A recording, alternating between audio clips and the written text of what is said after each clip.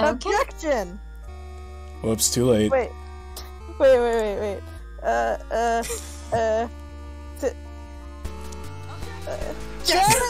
You beat me to it! And I choked on that so hard. I gave you a lot of time.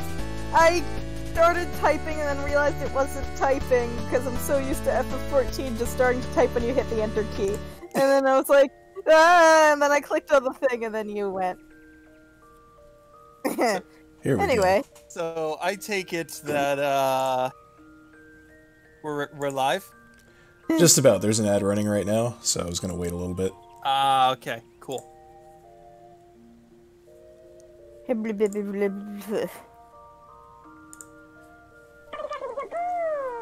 Wow, gamer. There you go. Dear God, 11 months. Oh, we're almost at the year mark. Wow. Yeah. Whoa, is rhythm cutting out for you guys? Or is that just me? It's totally just me, isn't it?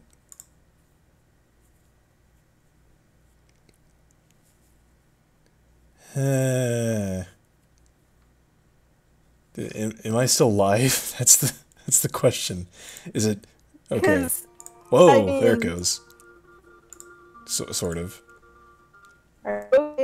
Oh my God, what is happening right now? Are you okay, Blah? I have no idea.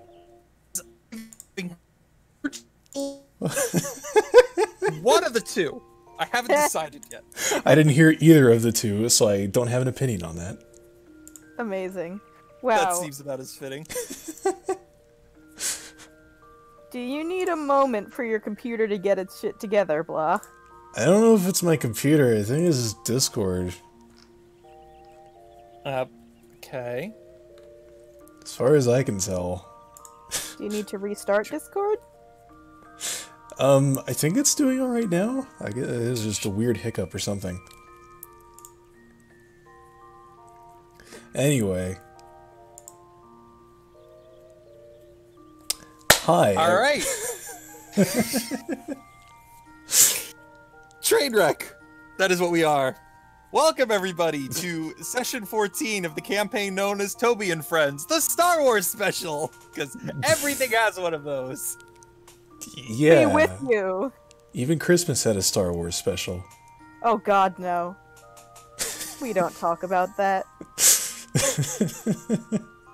Even George Lucas is ashamed of that, and that's really something. That's... Yep, that don't is blame him. an accomplishment. Yeah, the man has no shame, and yet he's ashamed of the Christmas special.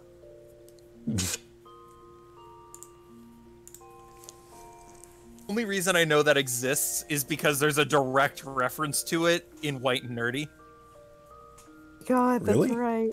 In the music video, yeah, he picks up a copy or a bootleg copy of the Star Wars Christmas special in a back alley deal. That's right, that's right. I should watch the music videos at some point, because I listen to Weird Al all the time. Some of the music videos are very, very weird, as is befitting the man himself, but they're good. They're quite good. I actually saw UHF not too long ago. That was the movie that he made. Yeah. How was it? It was, the words cult classic come to mind. Like, it was definitely that kind of movie. Gotcha, that kind of energy. Yeah. Nice. The song is good. Oh, yeah. I like that song. Anyway, so last time on Toby and Friends, the group took on the Shalor City Gym, and it was a wild ride. It was the entire basis for the challenge. It was, well, okay. The most of the basis for that encounter was a boardwalk getting caught up in a hurricane. And despite my best efforts and all the shenanigans that I could possibly throw at them, They pretty easily got through that battle. Well, 2 out of 3 of them got pretty easily through that battle, and Anvil somehow survived for like 3 rounds with like 10% HP. Because you can't stop the sheep. Can't stop that sheep. And as far as I can remember, literally nothing else story or plot relevant happened in that entire session. I mean, there was just nothing worth discussing. Really? Yep. Yep, everything is as it should be. Riley Cross definitely isn't having mental issues that he's actually getting professionally dealt with. We definitely didn't go to an apartment with the people, and we definitely didn't have a very in-depth emotional conversation. All right, so in all seriousness, as Wombat has perfectly surmised, Riley Cross, the group's guide through the region, has, at the end of session 12, kind of had this big blow up, and it has been revealed over the course of the last 2 sessions that when he was guiding a group of trainers around the region 2 years ago, something happened and one of them died. He blames himself for this and is suffering from a couple of mental issues as a result, and is choosing to take a step back from his job following the efforts of the player, or 2 out of 3 of the players in between sessions, or characters. Players were all involved. Characters, 2 out of 3.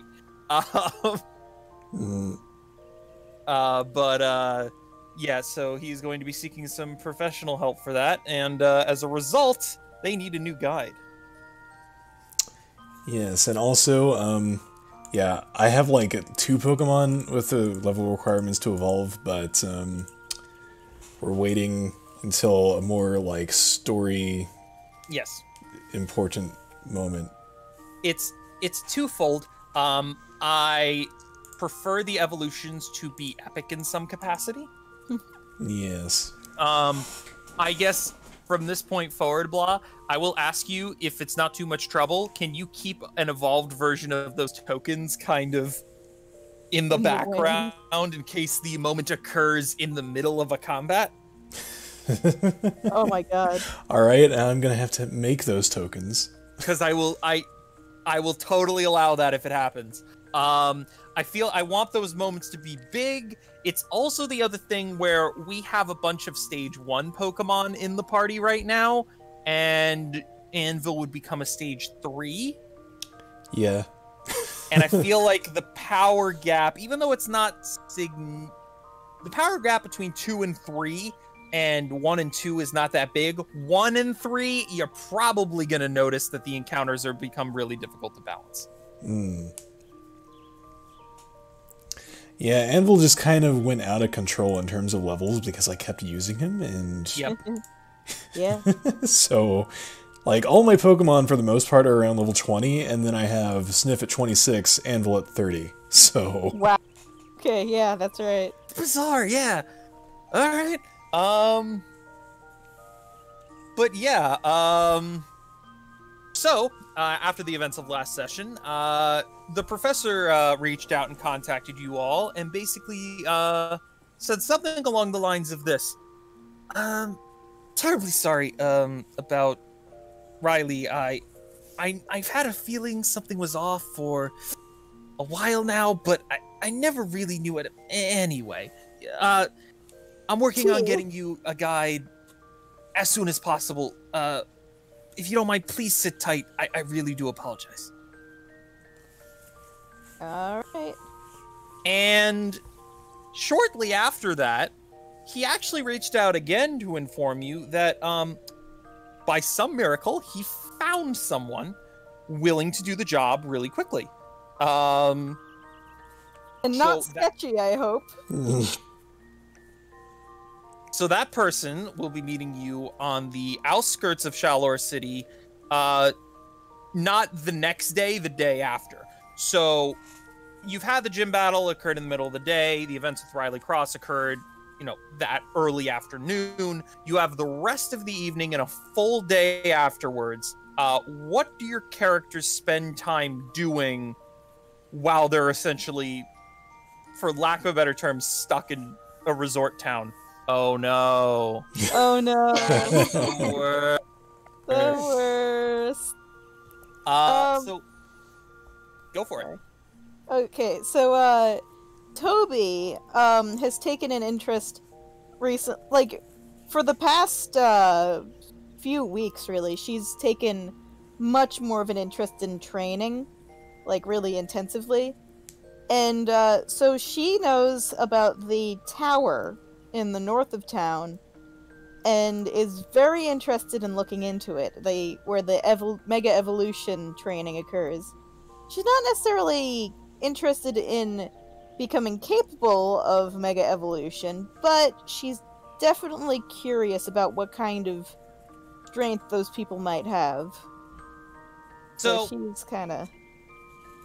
If you look around for a little bit, you'll find that they don't exactly let everybody in at all times. There are designated days of the month where you're allowed to go in, and they have, like, I don't know, a yoga session or something, various other activities that act as kind of a tourism thing. But in general, it's very much meant as the people who are here are training, and we don't want to disrupt their training for that. Now, if you wanted to reach out to Amelia, she might be able to get you in, given her position as a former champion and a pretty big figure in this city.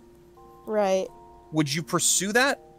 I was thinking that Toby would want to get in touch with Amelia anyway, just to socialize, so I think so, yeah. Okay, yeah, you probably don't get a chance to talk to Amelia until the day after, the night of, probably busy. And yeah, she's totally able to get you inside real quick and gets you a private training session with a friend of hers who works in the Tower of Mastery. So I'm sure you gained some useful insight from that experience. Anything else specific you want to mention? Probably does some shopping for herself and her Pokemon, but no, like, items of particular. Got it. I mean, like, maybe if there were hold items around, but, like, I should have looked into that before the session, so I'm gonna pass. I'm playing a very low held item universe. Or I low know. non-consumable held item universe. Yeah, so, I let you guys search the town between session 12 and 13. Not this time. That's fair. Okay. But yeah, excellent. How about Diamond? I feel like you have been regretting your existence since we started talking, so why don't you get it on this? What? Okay. Yes, that'll make things better. Okay. So, let's see here. Hey, Paprika. Yeah? What? I was saying, are you okay? Yeah! Do I seem like I'm not? Sound very tired. No, I'm fine. Okay, as long as you're Everything's okay. fine. Everything's Yeah. fine, nothing's wrong, everything's normal. I'm okay with the way things are now. Anyway, I'm sorry I interrupted. Right, so, Paprika is... I think what happened with Riley Cross is the best possible outcome that she could have hoped for. So, she has decided, though, that, she doesn't hate his guts, and he did a good thing by leaving the group and getting help. So she's going to train to become the strongest possible trainer she can be. I guess you could say kind of in his honor. But she's not going to seek out the battle tower or anything, because that would mean talking to Amelia or him, and she does not want to do that. And she will also go shopping a little bit. All right, excellent. You did the best possible thing and left the group. I know that's not how you meant it, but it's how I choose to read it. Yeah, I realized it as soon as I said it, and I was like, well, but that's fine for Paprika, so... No, that sounds exactly spot on. Yep. Like the sort of thing where it's like, don't you mean you're glad he's getting help? I said what I said. Better. So yeah, you're totally able to do that. Do you top off your tan before you leave? Is that in the equation? Honestly, yes. Had a feeling. Excellent. And last but certainly not least, Mona. All right, so Mona's kind of like lately. Mona's kind of taken to like meditation and stuff. It's just kind of her go-to now. She finds a lot of comfort in spending time alone with her Pokemon, and she's during her meditation session, she's actually been like steadily getting like better at like channeling, and in doing so, she discovered a new ability that she has. And this is gonna sound weird, but she can possess her Pokemon now. Well. On a scale of 1 to 10, how much am I going to regret allowing you to choose this class? Probably somewhere around an 89, I think. Oh my gosh. That sounds about right. Yeah. Yep, so basically, if Mona channels a Pokemon, she can now possess that Pokemon and take direct control of it. And this, of course, does not prevent her from making commands to her other Pokemon. So essentially, I can have two Pokemon in a battle at once now. Damn. Ooh. Oh, right. 89 seems about accurate. Did you not tell Kyle about this? No, he did, and I forgot about it. And I went through that period of like 2 weeks of like blissful ignorance and then was rudely reminded of it again. I mean, if it's any compensation... Actually, what am I talking about? This makes it even worse. Oh my god. Mona being unable to act herself.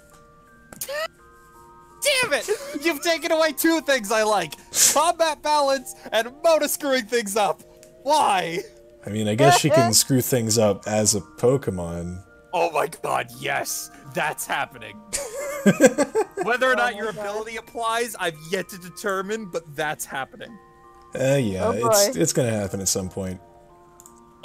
In all seriousness, though, one interesting thing I'd like to point out, I don't know if this is intentional, Mona started out this entire story as she ran away from her Mystic tribe.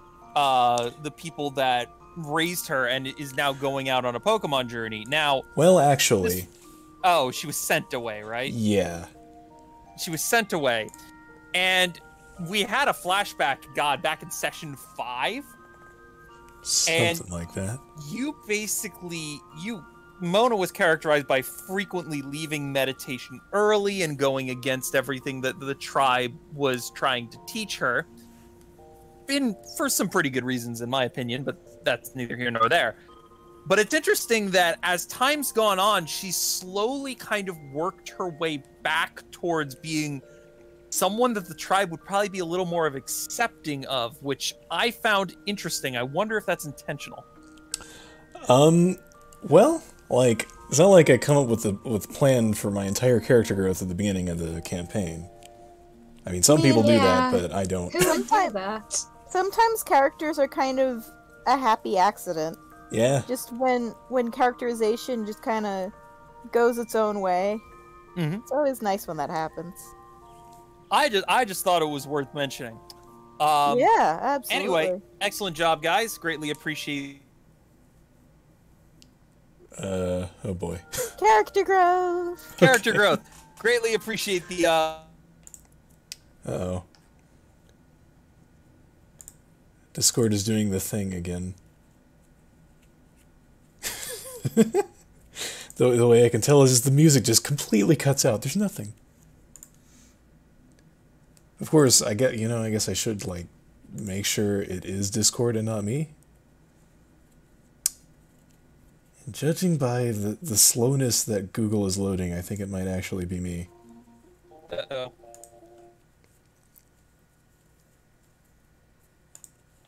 And I don't know why.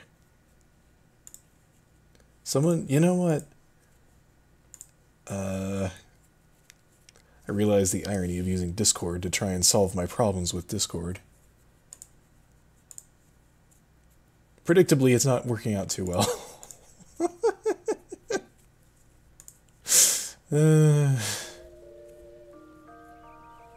Okay, well, the music's back. All Hey. right. I'm going to continue for the next little bit while you proceed to try and fix things. All right. All right. So it's the morning 2 days after the gym fight. You guys have had your evening and then full day to go about your various activities as you just described, and you are supposed to meet your new guide outside the west gate to the city at roughly 10 a.m. So how do you guys think the morning routine looks like, given that you guys have to be somewhere at 10 a.m.? Like, Toby's probably been up since maybe around 8. Mhm. Like, she just popped awake and just kind of lounged for a bit, and now she's watching anime with her Pokemon. Which one of your Pokemon is most into it? Oh wait, I just realized I didn't put Lewis out. I feel like actually Lewis is. Like, he really loves it. Ivan is chill as ever. He's used to watching anime with Toby by this point. Bismuth finds it entertaining enough, but it's just kind of like more drawing enjoyment from how much Toby enjoys it. But Lewis is like following all the action as intently as Toby is, and it's really adorable. The bed sheets have only caught on fire once, though. Only once. So that's probably a common sight for the other two residents of the room here. So you're pretty much used to that. Paprika, what is Paprika's morning schedule kind of look like? Let's see. I think Paprika would have gotten up a little bit later, like maybe 8:30. She gets up, makes herself breakfast, and probably just reads a magazine or something. What does Paprika make for breakfast? I think French toast. Ooh. Oh, excellent. That's like on the hierarchy of if you know whether or not you're at a good restaurant, it's like what's the order? It's pancakes, waffles, French toast. In terms of if you're at the worst restaurant, you pick pancakes because those are harder to mess up, and French toast is the pinnacle of the breakfast trio there. Yeah, the trifecta. So that is 100% spot on for what I would have imagined. Also, Very nicely done. I will note that as Paprika was cooking, she probably found a slightly groggy small child wandering over to her, drawn by her nose, and had to offer Ivan or Toby? Toby. I mean, Ivan offers you some of his French toast, but, you know. Yeah, well, we don't know where that's been. You don't know where it's come from, but it's there. Yep. So yeah, Toby's like drawn by the smell of delicious cooking, and she just kind of like wanders over. Yeah, of course, Paprika would make enough for her too. Aww, yay! Excellent. And Mona! Yeah, Mona's been getting up earlier and earlier, just out of habit. Wow. And, like with the sun, basically, and goes out to, probably just wanders out onto the docks and just watches the sunset for a while. Meditates a bit? Meditates, yes. Did you mean sunrise? Did I say sunset? You said sunset. God dang it. No, yeah, sunrise. Yay. That's just my habit of being a night owl, conflicting with Fair. Mona's development. Fair enough. I haven't I'm seen so a proud of sunrise in her. 10 years. Oh my god. It's overrated. It really is. Really is. Somewhere Because you see if it. you're seeing it, you all of a sudden, the realization dawns on you Ha. that you're up this early, and you remind yourself why you're up this early, and there's no good reason to be up that early, so you're sad. It depends on where you are. This Because is if true. you're if you're visiting the Grand Canyon, you get up Oh. early to see the sunrise. Of Like, course. yeah.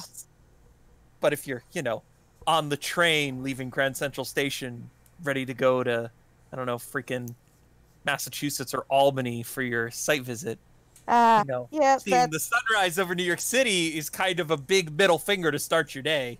true. or getting up for an 8 a.m. class, sitting on the ferry, and the sunrise blinding you as the ferry turns east. Exactly. Does I know Mona that feel. does Mona stop anywhere on her way to the beach, or is it very methodical? She goes to the beach or the docks, she watches the sunrise, does some meditation, and then comes straight back. Or does she kind of is there a coffee shop she stops by? What does she do? I bet she probably would stop at a coffee shop. Oh shoot! Just grab a I forgot. quick cup. I'm not a coffee aficionado myself, so I wouldn't know how to describe what she gets exactly, but Imagine she's become somewhat of a regular at this place, having been in the city for almost a week at this point. So you've been coming in pretty consistently at the same time. Your order is actually ready for you as you enter. oh, Aww, that's adorable. nice. And the owner throws in a free pastry. It's not like one of the most exquisite ones on the list, but it is a free pastry for you, and that's how you start your day today. What time do you think you wander back into the room? We know what time we have to head out, right? Yeah, you got to meet her there. You got to meet the guide there at 10 a.m.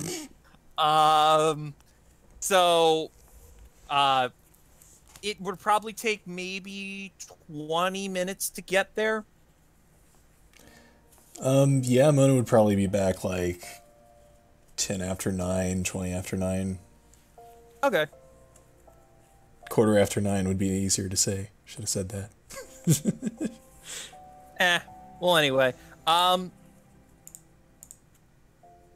don't imagine that you guys say anything gets in the way of you guys leaving on time.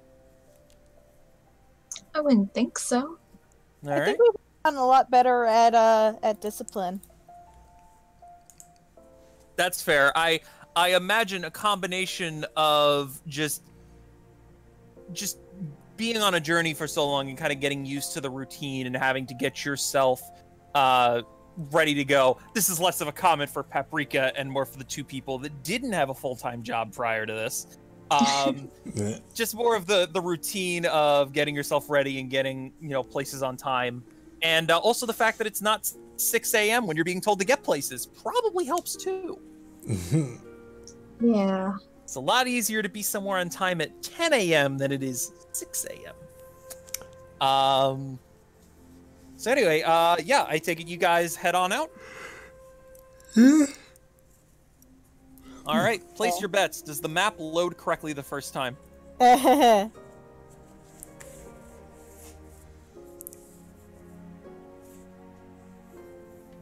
Nobody bet. Wise decision. I mean, I don't want to. All right, so you guys are coming in from the... Oh! You know what might be helpful for a session? Huh? You know what might be a little bit helpful? What? Tokens. Don't you think those would be nice to have? instead of an entirely empty box. Ah, man. Oh, right, my Pokemon. Oh. I hate when I pick a token based on the sprite, and then I see the accompanying image and go, absolutely not what I was going for. This is one of those. Oh. Yeah. That is not what I thought the accompanying image was. Oh. Oh yeah, the beauty. So you arrive at the designated spot, and the professor did at least tell you that you were meeting a girl there. So, you know, I don't know, you don't wander off with some strange guy. Not that I think you would, but you get the point. But as otherwise leaving the introductions up to her. So as you guys approach, Reflection Cave is kind of built into the base of a decently sized mountain range that covers northwestern Kalos. And as you approach, the entrance is there's a bit of a. If you guys remember the Mamoswine, kind of that had a stand out front. Yeah. It's a very similar thing to that. There's like a security booth there. The entire entrance of the cave is gated off, and if you want any more information as to why that is, how about a nice intelligence check regarding the history of Kalos to get that information? Okay.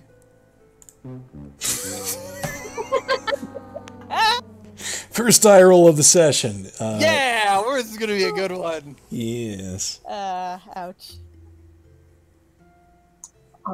She doesn't even have intelligence. Oh no. It makes me sad that Toby's 10 is the highest that we got. So Mona, what meme do you bring forth from the ether? You just totally blank out for a second and say something, a random word that comes to your head. I don't know, man. Up to you. I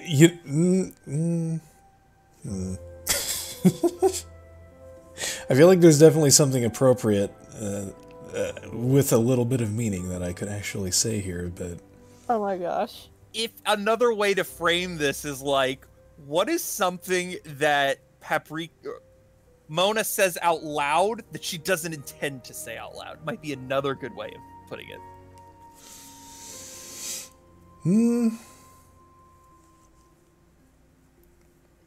I'll give you some time to think as I set up the scene a bit more. So, you guys are all kind of surprised by the fact that the entrance to the cave is very well protected. It's got a very high fence around it. You've even noticed that like the tree line has been trimmed back so that somebody couldn't easily climb up a tree and then jump over the fence. And there's a security gate out front. Standing by the security gate is a blonde woman who is roughly as tall as Paprika. Mona's probably taller. Toby's definitely shorter. Wearing what looks like some pretty well-worn hiking boots, a pair of shorts, and a just regular shirt and jacket. Definitely looks like someone who's accustomed to traveling. Nice.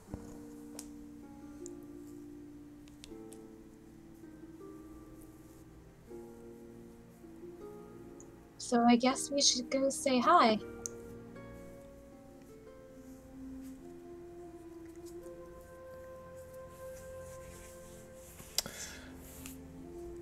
All right, I think this is more appropriate. So as we're approaching the cave, Mona doesn't even notice the woman. She's just kind of staring past her at the cave, and she's just kind of frozen in place.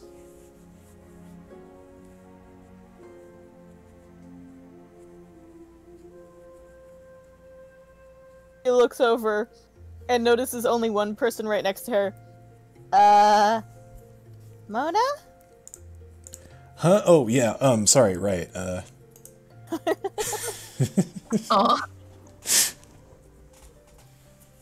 And she kind of scrambles to catch up with everyone. I shouldn't probably have her like guarding the road. She's kind of standing off to the side. Like anybody who wants to can go past. But she's otherwise standing there using her holocaster. I got it this time, not a scroll. And doesn't really seem to be paying too much attention. Looks up occasionally, but, you know, not in any such way where she's going to see you right now.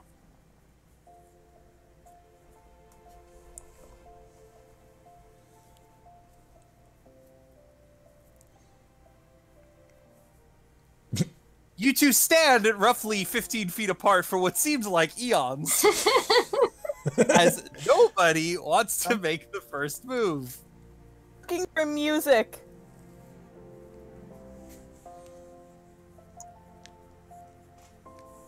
Seems like good adventure music.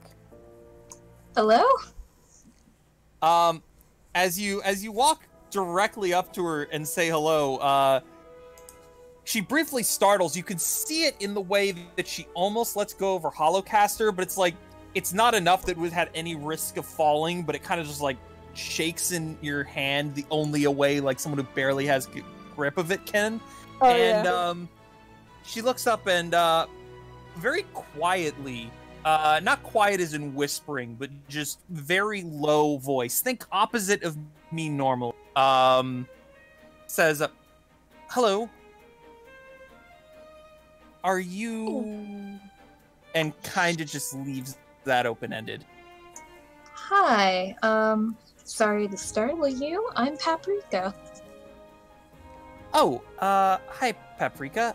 I'm Olivia. I'll be your guide, for the next, indefinite, I think. I'm Toby. Hello, Toby. Pleasure to meet you. I'm Olivia. Mona still seems to be distracted. Just staring at the cave. Toby, like, waves her hand in front of Mona's face. Is she with you guys as well? Yes, hi, Mona. Don't mind me, just, lost in thought. I understand. She does that sometimes. Don't worry about it. Totally fine. She doesn't go into too much detail. I'm doing my best to... A lot of her sentences are, like, as short and just as loud as they need to be in order to get the point across, and not much else. If that makes sense. Mm-hmm. Yeah. Shorter sentence structure, not more volume than necessary.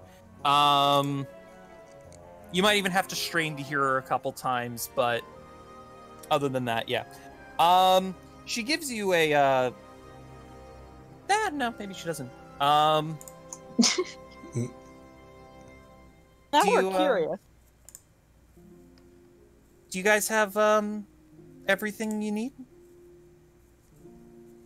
So we can proceed? Yeah, You guys. I'm pretty sure I do. All right. And his group is following her.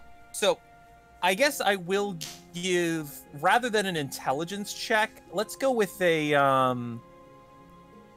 perception check here. Oh, come on. I'll roll mine at disadvantage. Rip.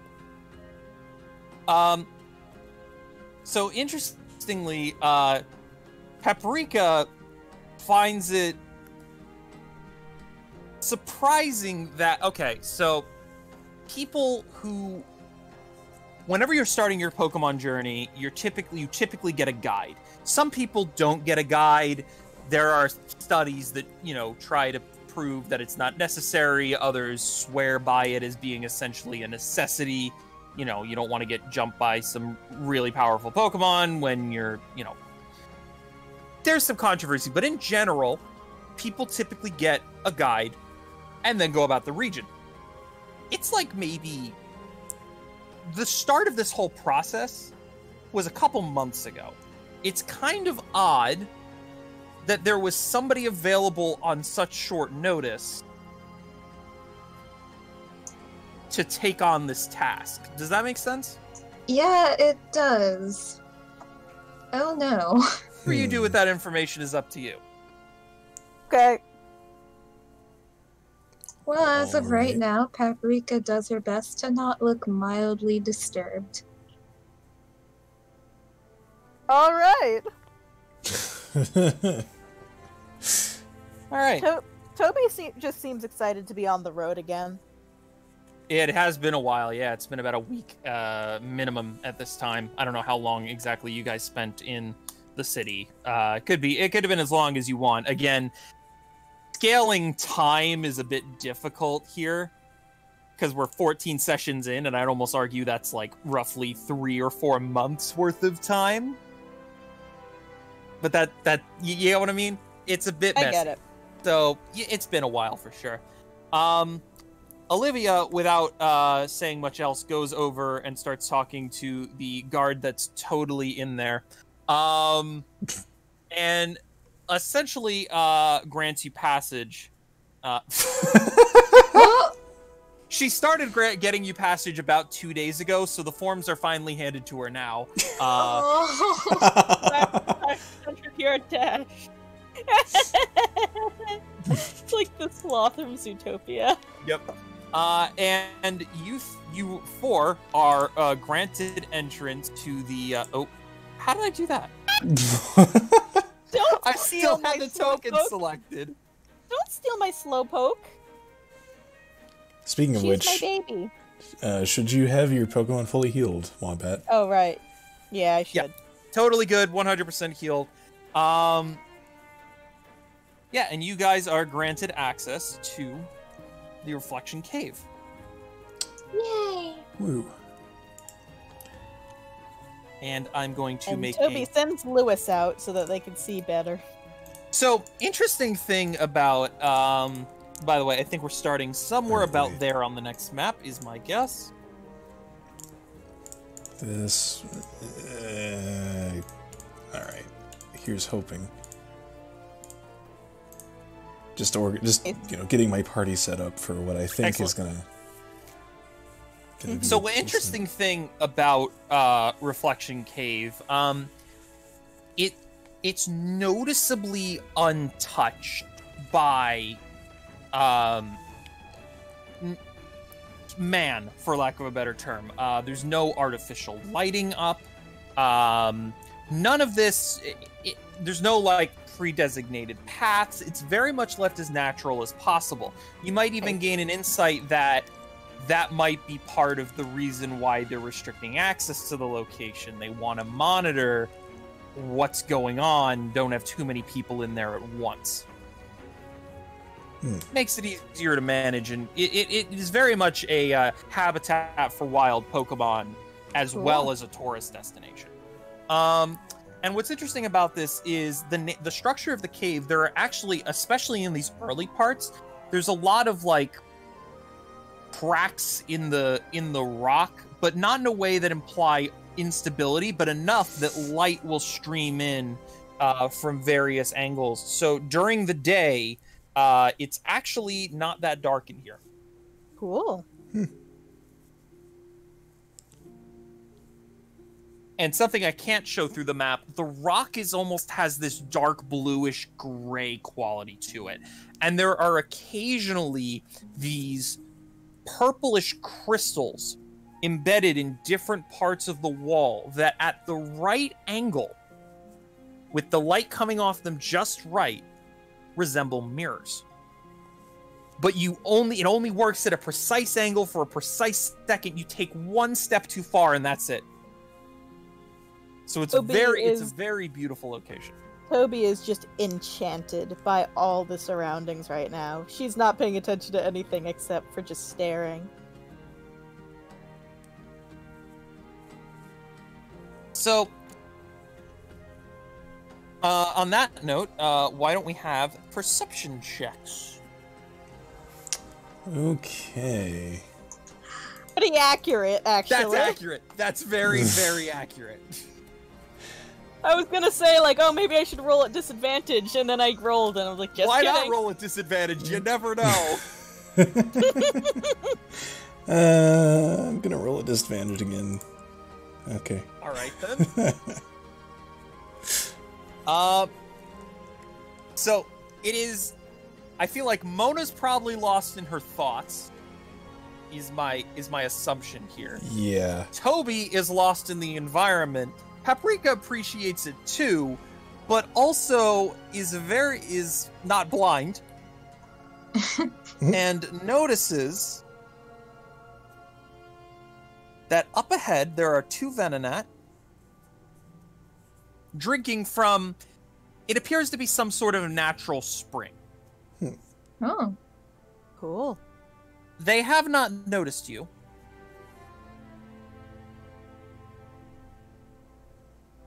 Cool. Anyone want some Venonat?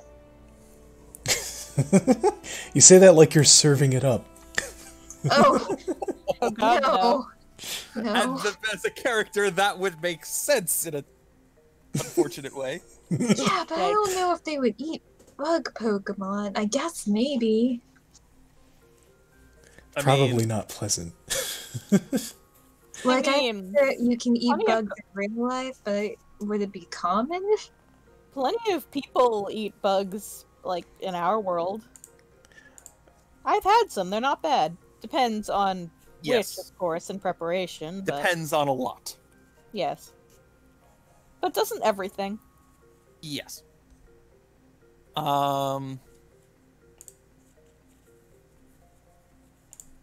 So yeah. Okay.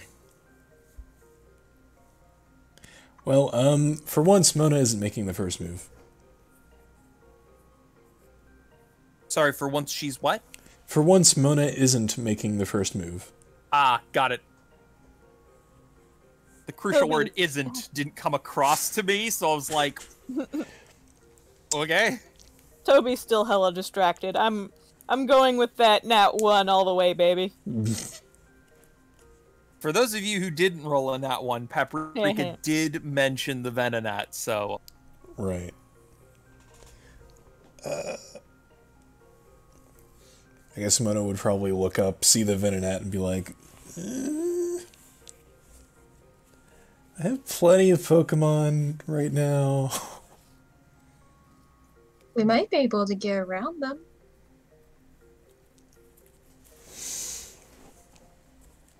What, are they gonna rear up and attack? Look at those things. Shrug. Like Toby's continued walking, still just like staring around. Well, if we don't move forward, Toby's gonna do it for us. I mean, I usually let her anyway, but yeah. This place is so beautiful. I can't believe what I'm seeing. I know, and don't forget the Venonat. What? Oh! When did they get there? They've been there. Oh, okay. They're kind of cute.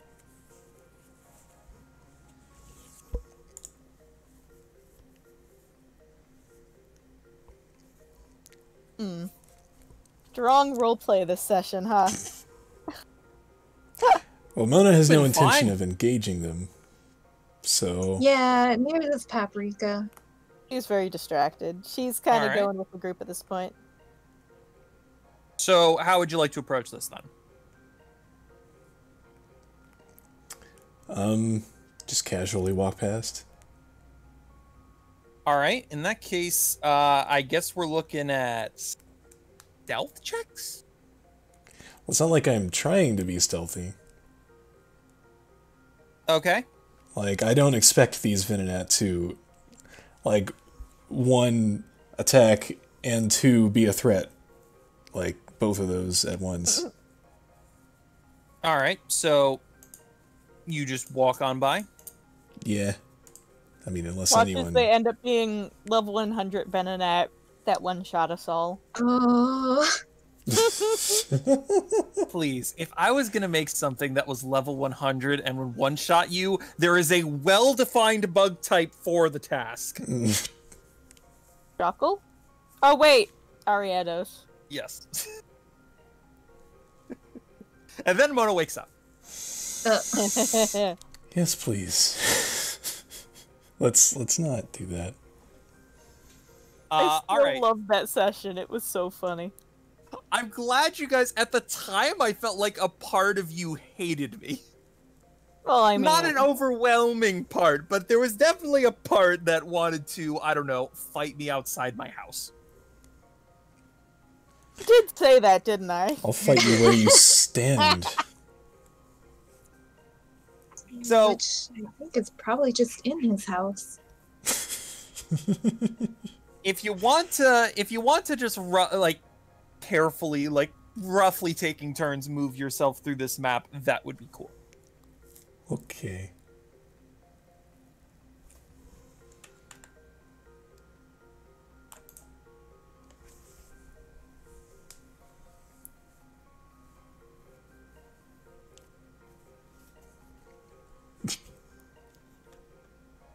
All right. You know, you can take it a little bit faster than that if you'd like.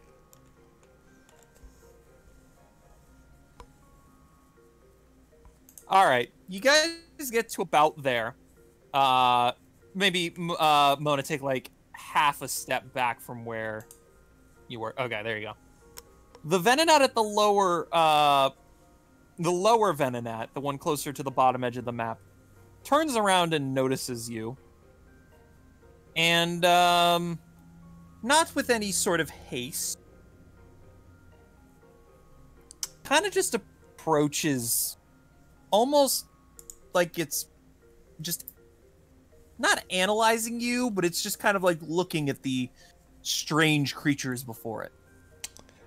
I am going to continue to act casual. Just kind of wave at it, I guess. You wave at the Venonat, and it kind of just like tilts its head a bit. Entire body is its head. It's definitely not threatened by you. It just seems very interested. Inquisitive. Inquisitive, yes. Yay. The other Venonat has anyone who would be looking at it notices. It looks over, sees you, and kind of just goes half back to what it was doing, half keeping an eye on you, but otherwise is making no aggressive move. Yeah, that's fair. Right. She like giggles. She's like, "Aw, they're cute." Well, I mean, if you want one, now's the time. Well, I don't want to disturb them, though. They're just minding their own business. They really are. Yeah, I agree. Besides, I have my team now, so I'm good. I got more than enough Pokemon right now.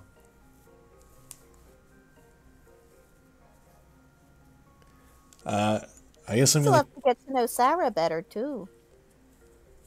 I guess I'm gonna start start just walking slowly ahead. Mm-hmm. Just It's just watching you. just passing by. All right. Toby's probably gonna like, as she goes past, she's gonna like, whoops, that's not Toby. Like, lean down very slightly, hands on her knees, just like, kind of greeting, but not making any move towards it, and she kind of keeps going. The Venonat sees that and steps a little bit closer, and just continues to look at you. Aww. Toby is like enchanted by this little thing. He's like, "Aw, hi, you little guy."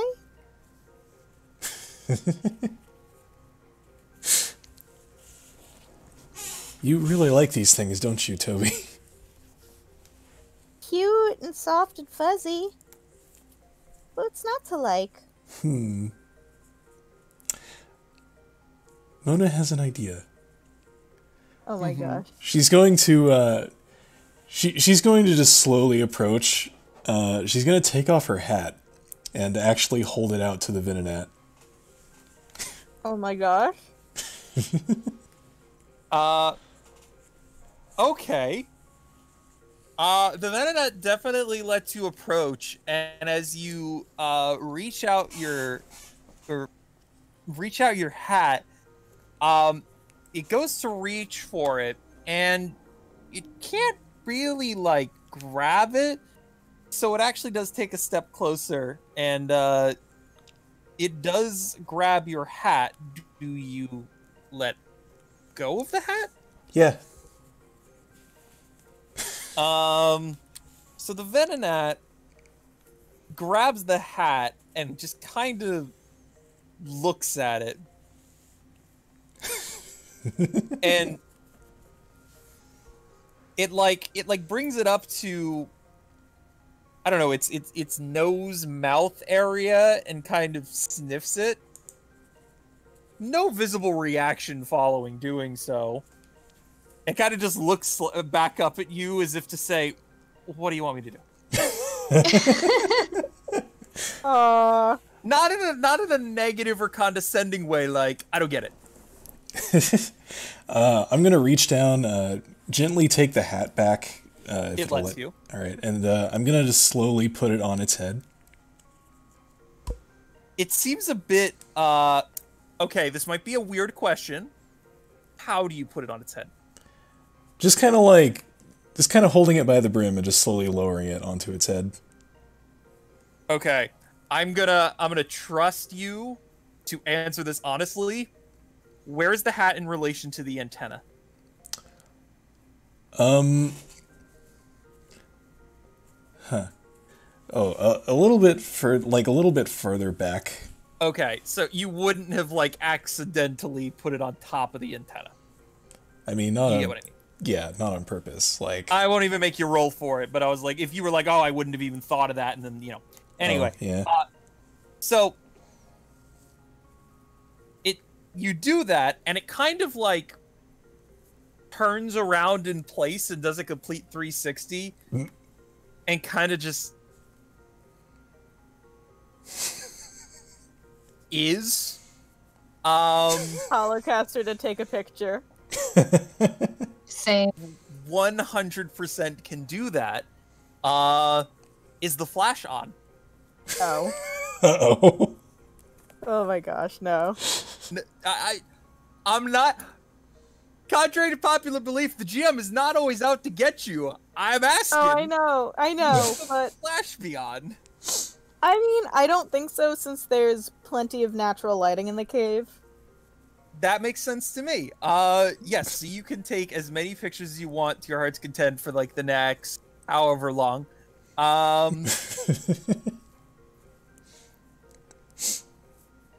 Toby sends some pictures to the professor and her parents, just like cooing over how cute this is. So the reception is a bit off here. So while you could still probably get a call out, you don't really have like data, if that makes sense. Okay, fair enough. But you can So- totally send it later. Nice, yeah, that's her plan. In that case, Paprika doesn't need to take any pictures. I mean, you The still can't. Venonat is very content to have something interesting to do, and is getting more comfortable with you all. It shows no hesitation from earlier. It will it is showing its back to you at times. Wow. It doesn't perceive you as a threat, but you don't, not in an arrogant way you'd think. At one point, the thing is kind of turning around and all of a sudden stops, and it's like looking up in one direction. I'm gonna try to follow the Venonat's gaze. And you follow the Venonat's gaze, and it just looks like any other wall in this cave. I mean, there's a little bit of sunlight coming through from, part up to the left. There's like one of the crystals, you know, on the wall there. But other than that, it doesn't look like there's anything remarkable. Shit. What? I attempted a perception check to see if I could follow the game. Toby, you've spent, what have you been doing the entire time you're in this cave? I mean, looking around at the pretty thing. So you've been looking around at the pretty rocks. And it dawns on you that it must be looking at the rock. Oh my god. Is it looking at itself? I mean, there's only one way to find out, is there? Well, there's two ways to find out. So, if you lower yourself down to its level and look up, you do in fact see that it is looking at a reflection of itself. Aww. Nice. That's adorable. And it seems very, very interested in this hat. And it tries to, after a couple seconds, it tries to turn and look at itself again, and it goes back, and then it kind of sinks as it's lost the angle and can't get it to work. Ah. But I very much enjoyed it for the moment that it was there. That's pure. I'm gonna say, purple really is your color. Oh my gosh.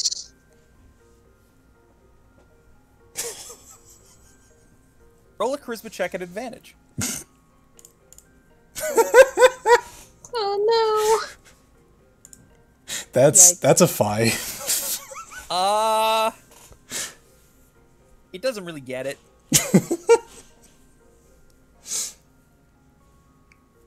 But on that note, the other Venonat, you kind of see it's it makes some sort of, I don't know, clicking noise. Its antennas wobble in a very specific way, and the other one takes notice of this. And as one of the Venonat, this one begins to walk off in this direction, and the other one goes to follow. Oh. Okay. Do I want my hat back? Do I want to let him keep it? I mean, I probably have at least one other hat, considering all the shopping I've done, but... This is completely up to you. Screw it. Hats practically growing trees. Toby straightens up and waves goodbye to the cute little Venonat. Alright. So, you let the Veno hat wander off. Veno hat. Oh my god. I wish I could say this entire moment was just for that pun, but... And, That's amazing. We've trained you well, young Padawan. Just before it goes around the bend, a bend in the cave, it kind of looks back and does its best approximation of that wave you did earlier with one of its small little hands. And walks away. Precious. Mona kind of chuckles. Me just now, that's literally Toby's reaction. She's just standing behind Mona, clutching her face and going ah! Toby, I think you're onto something. That was so cute, Mona. It's too bad they left. Okay, it's best that we leave them to their own stuff. Oh. All right then. Are you ready to proceed? Mona takes another hat out of her backpack and puts it on. Yes. Exact same hat. Oh my god. Probably, yeah. All right, and on that note, you guys proceed. Now, this is very much close to the entrance. You'd only been walking for maybe 15 minutes at the time, and as you begin to get further into the cave, it does get a bit darker. The light gets less prevalent, but it's not so dark that it's fog of war, but having a light source out doesn't hurt. Yay. Toby tells Lewis he's being very helpful and he's very happy. So, a lot of your time spent traveling is quite literally spent traveling. You're walking through just various routes, forests, fields, caves. The entrance to this cave had this very mystical feeling, given all of the crystals and the sunlight, and it was really, really pretty. As you get deeper into the cave, the environment doesn't change so much. Maybe the crystals increase in density a bit, but in general, there's not much. You can't see as much. There's less light. There's less reflection on the crystals. You get the point. So all that to say is that a lot of time you spent traveling is literally just spent walking. How does your group? What do you guys do to pass the time? Have you guys developed any sort of habits, either solo or group, in order to make the time go faster or get more enjoyment out of it? Toby probably talks with her Pokemon. Paprika is juggling some stones. And there are plenty of fine specimens to choose from along the cave floor. You could have easily grabbed a solid half dozen of like optimal size and shape as well by the time you were at this point. Awesome. Mona probably returns to her deep thoughts after a while. So, you guys reach this, you're traveling on this path for a while. It's definitely been, at least an hour, maybe even 2. And, you happen upon this clearing, and the paths branch out, in a variety of different directions from this point. Some, narrower, some wider than others. But other than that, it's a perfectly open clearing with nothing else here.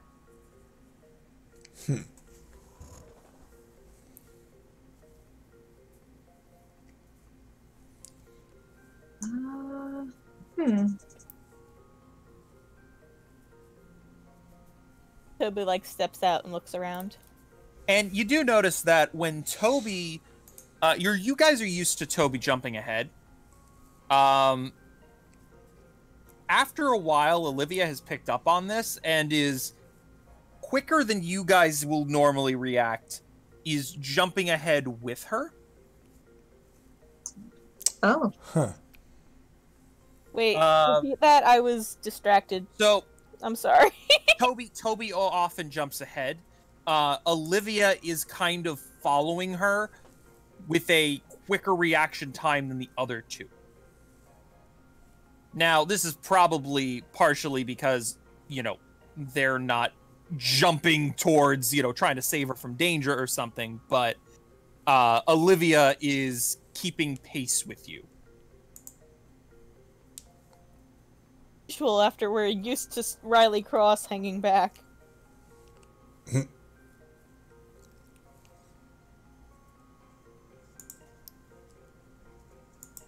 What would you guys like to do?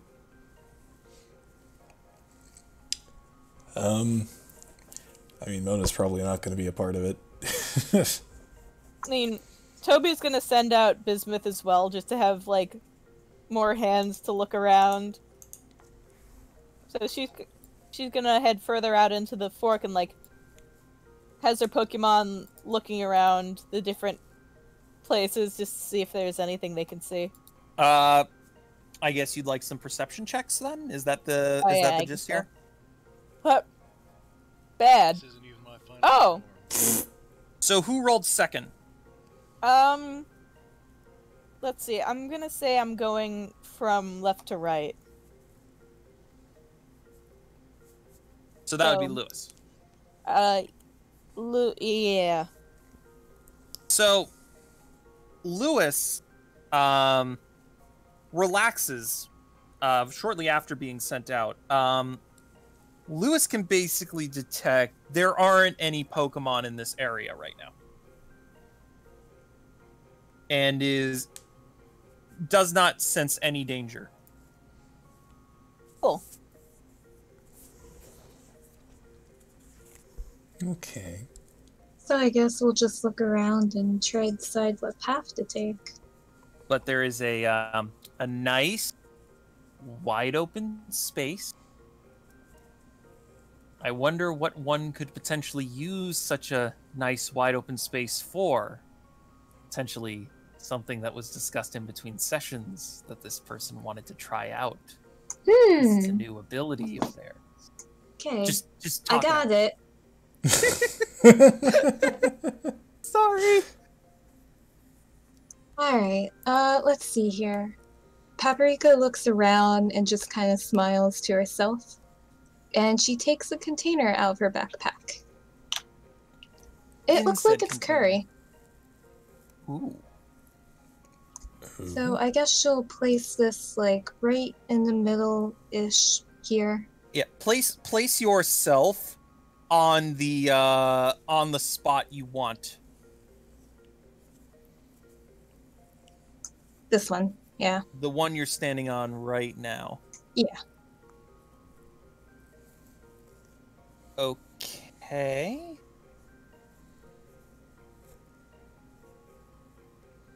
Oh, sorry. So there is now a plate of curry sitting on the floor of the cave.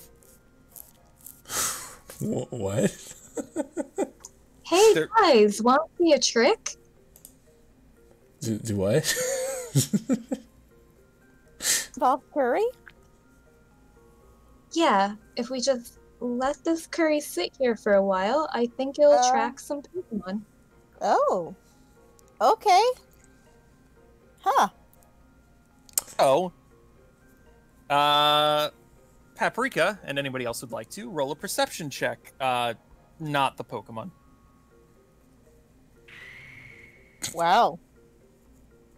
Paprika, wouldn't you know it, there is down the path to Paprika's right, there seems to be this perfect alcove where you guys could all just, like, huddle in to, stay out of sight. Ooh, okay. We should go over here then.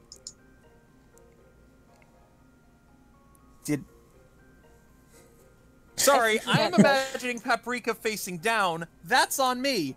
That's what I was intending to point out. But that's 100% my bad. Lewis can hang out in the wall because he's You gotta be careful with that, though. There's a limited time you can spend phasing. Oh, okay. I'm not saying you can't. I'm just saying, like, I think there's actually suffocation rules. Ooh. Oh. Which is He's basically to already say dead. it gets ejected from the stone and takes damage. They don't literally die, but you get the point. Okay. Alright, so I'd like everybody to roll stealth checks at advantage. Oh my god! Holy shit. Holy shit. Oh man, that's really good. That's funny. That's really funny. So, you guys are stone silent, just not a peep. Except for Paprika, who seems a little bit excited to see this work. But isn't, like, super noisy either. Toby is And- channeling the stealth operatives in her latest episode of Pokemon Mystery Dungeon that she watched. But of course. So, it takes a bit. And you guys stand there for, like... Alright. How long do you think it would take before somebody thought Paprika was pulling their leg? How long do you think you'd have to wait? Like 5 or 10 minutes, maybe? So the 5 or 10 minute mark definitely comes. And yeah, there's not a whole lot of activity. But if you hang in there, about another 10 minutes pass. And all of a sudden, you guys hear some sort of activity. Aw. Now, you can't quite see it from where you are, but you could, if you wanted to, peek your head around the corner to kind of get a sense of what was going on. Alright, well, Paprika's definitely gonna try and peek. 100%, just go for it. And you do, and you look around, and you don't see anything.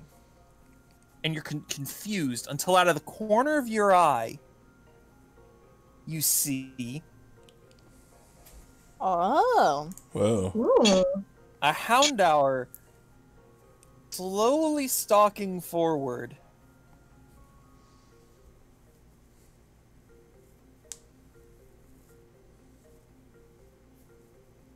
And going for the food. And it just about gets there.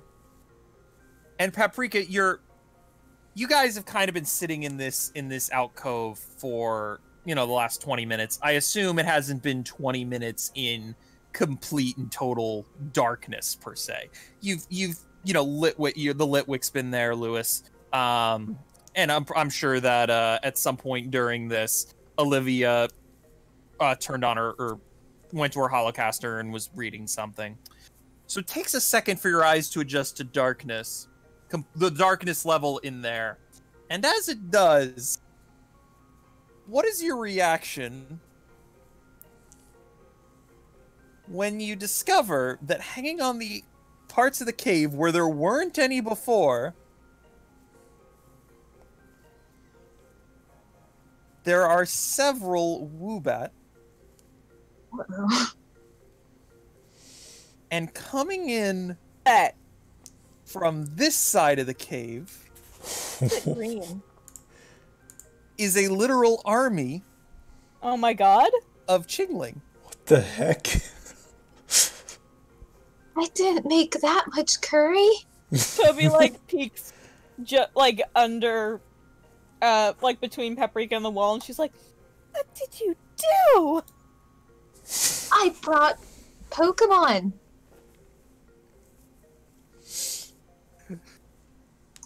Bringer of Pokemon. Keeping a straight face.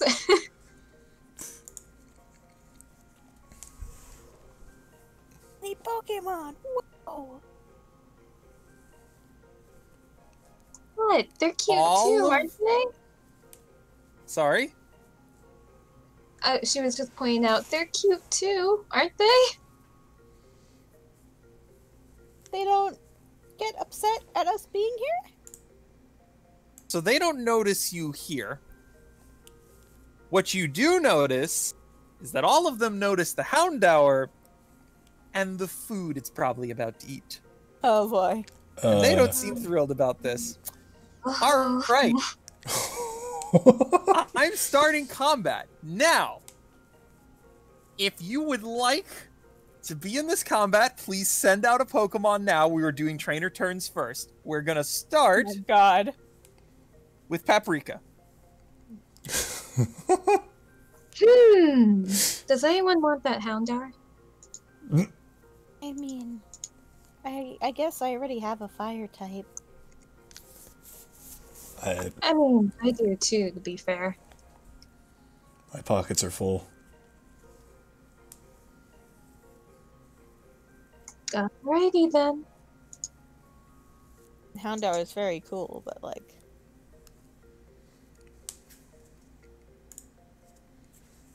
There she is.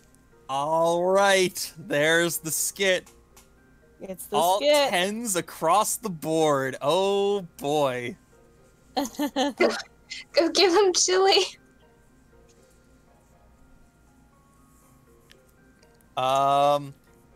Olivia, send out a Pokemon. Wow.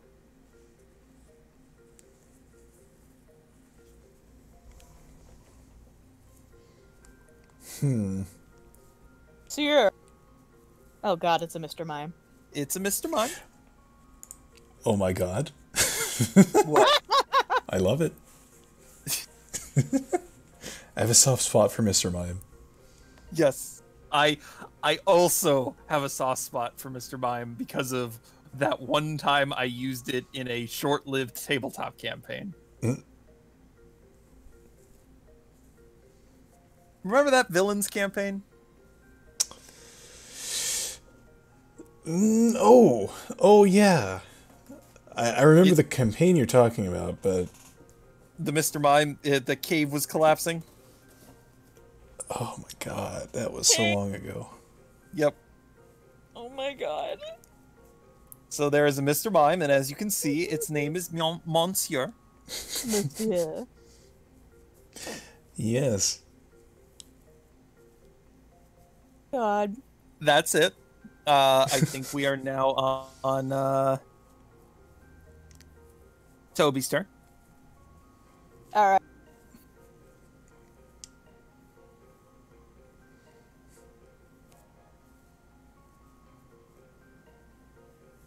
First going with Lewis. You going with Lewis? Got it. Do me a favor, set Bismuth to spectating. Already did. Wombat is on top of things. Hell yeah! What? That's not possible. Mona! Is it too late to change which Pokemon I have in my party? Because, like, I decided before we went into the cave, but there's a change I would like to make if I have the opportunity. Okay. Here's what I'll say. There are certain times during this campaign, this was technically one of them, where the device doesn't have reception. Oh. I hinted at this when there was no cell reception. Right. So in this section of the cave, it will not work. However, if the reason you want to switch Pokemon has nothing to do with the Pokemon I've presented in this encounter, and is rather something you just didn't think of prior to that, like, I want to train this Pokemon more, I will allow you to make the swap. Yeah, no, it's entirely dependent on the Pokemon we have here. Fair enough. Then, unfortunately, I will politely request that you do not switch. All right. So, yeah, that's fair. In that case, I will send out Sniff and Claudio. All right. I'm regretting everything already.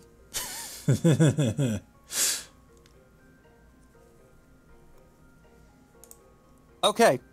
So, looking at the top of the turn order is a tie between the Wombat and Monsieur. I will already tell you that Monsieur does not plan on taking any actions at this time. So in that case, it is going to be a Wombat 27. That timing. Who swoops in for a surprise attack and totally takes the Houndour off guard and goes for a heart stamp. Oh, good luck with that. This is its roll to hit. And it does hit, and nothing happens. Oh. And the Wombat is like, the hell? Use it? Maybe. Wombat 24 is going to. God Really damn! epic What music. an epic music! Epic music for this. I didn't realize it got so epic later on. Keep it. It's awesome. Okay. Is going to charge in and use It's actually going to use Gust on the Chingling 28 in the center. And it epically misses. It brings its wing back and sends this gust of wind straight through, but the army of Chingling kind of split like the Red Sea, and this gust of wind just flies deeper into that section of the cave, and you hear it whistle into the background as it dissipates. The Houndour is startled by this as this Wombat collides with it, and it stumbles back away from the food, surprised, and when it sees that there is another one directly in front of it, it's like it gets excited and is going to go straight for a bite. Oh, Yikes. baby, okay. And this other Wombat flies and uses Gust and is like, my teammate, my friend, my buddy's got this. And his buddy very much didn't. So is completely blindsided and is not expecting to be absolutely decimated in a single strike and is brought straight to the ground. The Houndour just has it by the scruff and is not going to let it go anywhere. Well, Wombat 25 sees its ally in trouble and is going to use Assurance. It's going to use Gust. That'll hit.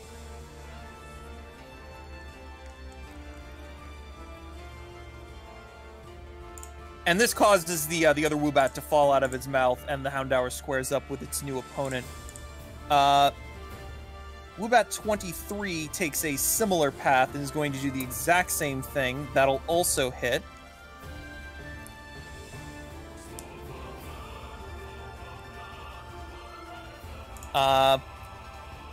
Wombat 26 is going to continue to attempt to deal with the onslaught of Chingling, and is going to fire off a Gust as well. That'll hit.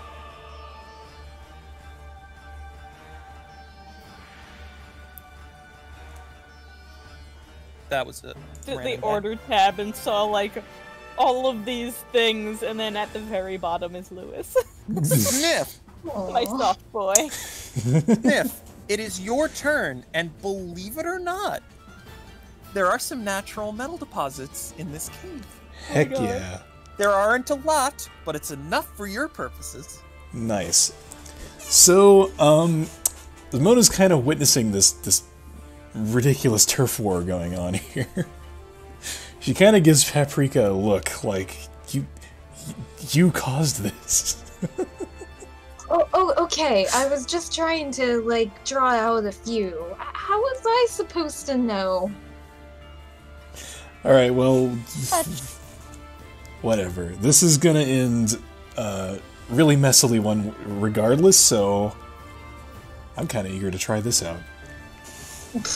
And she turns to Sniff and is going to attempt to possess him. Yes. I do not 100% know how this works, so I'm trusting you on the mechanics here. I'm assuming it's just a regular, quote-unquote, capture roll. You know, I do have the channel friend feature, which means I automatically succeed on a a channel check. But I don't know if that also applies to possession, because, like, the wording of the possession says, like, roll a leg check, subtract half your defense stat. If you channel the Pokemon, it is possessed. So, like, it's treating it like it's the same thing, kind of? So. Yes, it is the same thing. So basically what it's saying is, the way it works is, you are attempting to channel the thing. You can channel friend, thus it succeeds. The thing is now channeled, thus it is now possessed. So based on how that sounds to me, it does work. Alright, cool. 100%, so just subtract whatever HP is required, if any at all. And please allow me to regret the day I started this campaign. It is a healthy chunk of HP, I will give you that. And, oh, wow, okay. I'm feeling a little bit better about this. yeah. So, Mona's now unconscious, and she is now possessing Sniff. Let me see Not here. knocked out, unconscious. Yes. Well, her body's like, I guess you could argue that she is conscious because she's, you know, controlling a Pokemon. She's in deep meditation. Yeah, something like that. How do I reflect this in a status I just wanted to effect? make sure when clarifying. Mona goes to use her shaman abilities and immediately passes out. It probably looks that way to everyone else. Roll a dex save to not gain a concussion when your head hits the ground. Ah. Oh, jeez. Or like, and does like a double take, and she's like, "What? Are you okay, Mona?" So Mona I is upset her badly? Mona is standing there and she almost looks dejected. Like when you're awake, you hold yourself with you have a certain posture about you. Her shoulders are slumped, her arms are like down at her side, slightly in front of her. Her head is kind of like, it's almost as if she fell asleep on her feet.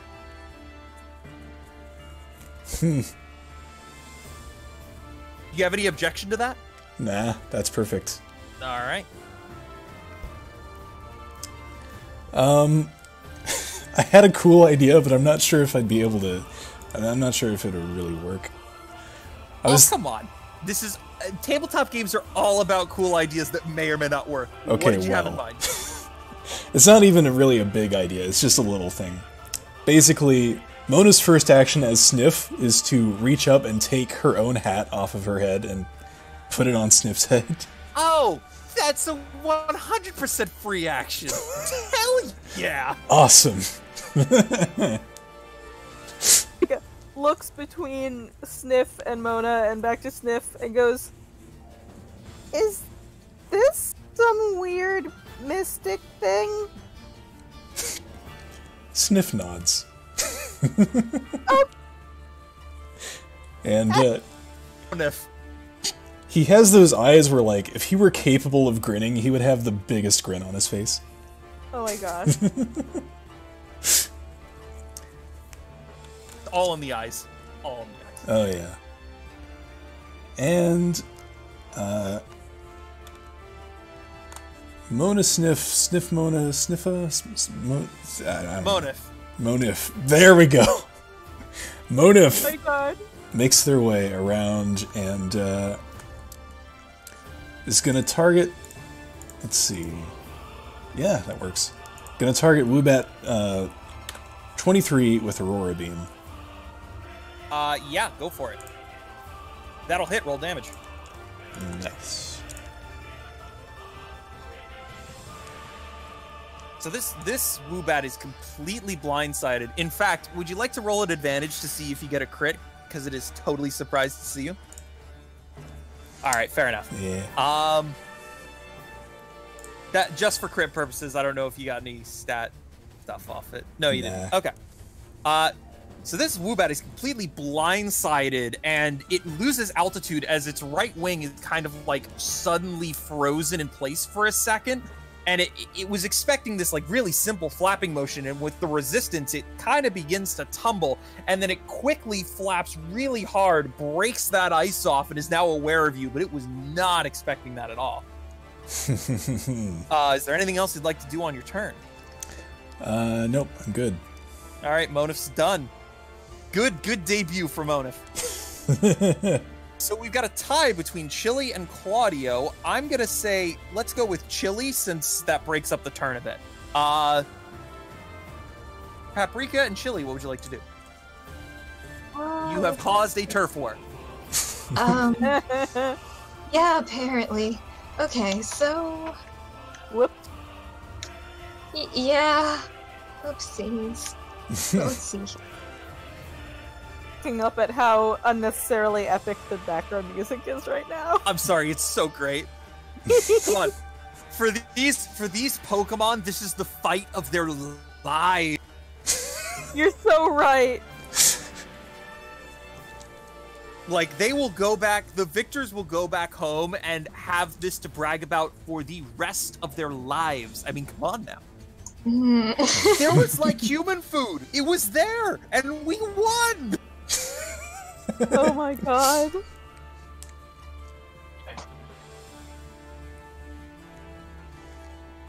I'm sorry, Diamond. What would you like to do? Sorry, 1 moment, please. Yeah, go for it. Okay. In the meantime, assuming you're not pausing to think, I think I'm just gonna have Mona continue your turn with Claudio. Okay. So, I'm back. oh, Never there we mind. Paprika, please start your turn. Sorry about that. No, Let's it's see. no problem. Chili will go here. All right. And she will go ahead and use Amber, hopefully, Yeah. on... All right. So first, you're using Ember on what? Wombat 27. All right. Excellent. Roll me a d20.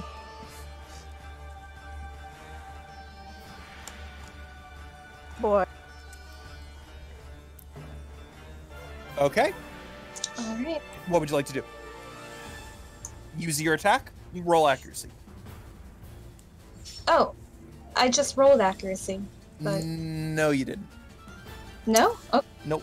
Oh, yeah, no. I think I missed something, but I guess I'll roll accuracy. Chili is a shadow Pokemon. Oh, okay. Yeah, sorry. It has been a while. That totally hits. Roll damage.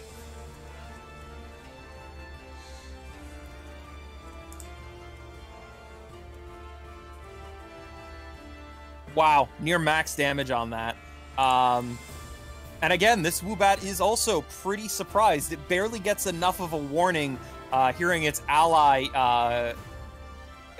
yelp in pain after getting hit by this frost, and it turns around just in time to get an ember to the face, but it is prepared enough that it doesn't falter like its comrade. Very nicely done. Anything else you'd like to do as Paprika? Yeah, Paprika will move here. How far can you throw a Pokeball, anyway? You can throw a Pokeball. 10 meters? I want to say 10 meters. At least for now, that's a good rule of thumb. I will definitely allow you to yeet it further, but skill checks are probably going to be required at that point. Okay, Paprika is going to throw a quick ball at the Houndour. She's only 6 meters It away. is the first round of combat, so that does definitely work as intended. That, nice, but not what I wanted. But still nice. All right. Have I mentioned how in Final Fantasy my Bard class hit level 69? Everybody on Discord think- has been made aware of this fact for the last several days, yes. And now I'm not allowed to level it ever again. I know. So, question, Paprika, how much does a quick ball assist in you in making this check? Do you know off the top of your head? So it's a negative 20 modifier. It's a negative 20 modifier to your roll. Excellent. Give me a d20. Okay. 100. That Okay. definitely, yes. Wait. Wasn't that 69 the roll? That was me accidentally clicking when I was trying to... Oh. I was like, oh. Because, like, you were like, oh, not what I'm looking for. I'm like, oh, that's not gonna No, work. I was trying to click on the to get the value Yeah. Oh, Okay. for the Pokemon, right? Yeah. That's funny. So whenever you're ready. Nice. Oh. Well, So that unfortunately does not succeed. The Houndour is surprisingly quick, and it sees it coming and kind of jumps over it, and you hear an audible crack as the Pokeball hits the ground and kind of like rolls off into the corner of the cave. ooh, feisty. Okay, Hmm. that's it for me. All right. So now we are on to Claudio. Alright. So remind me, this Goldeen has a burrow of 8, right? So it has a burrow that is equal to the Goldeen's swim speed. Okay. It does not have a swim speed. Right. That's the only difference. So, that means I could just tunnel just under everything, right? Pretty much. Yeah, if it's ever an issue, I'll let you know. Alright. That's actually perfect. And with that, Claudio is going to use Horn Attack on this Wombat. All right, go for it. That hits. Roll damage. Alright.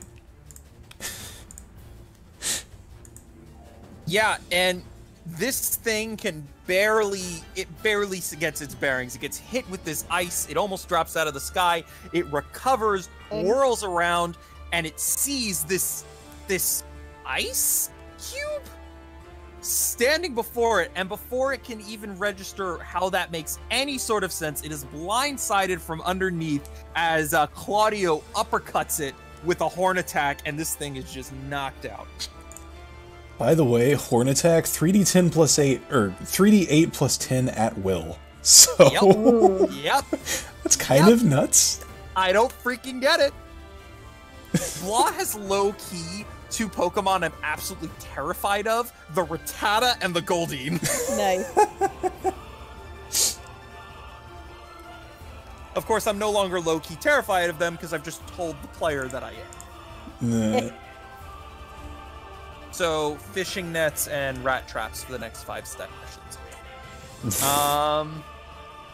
Anything else you'd like to do on your That's it. So Chingling 30 is going to begin the counter attack, and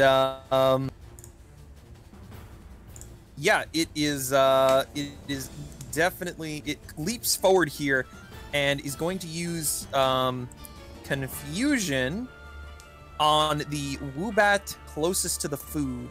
That will barely hit.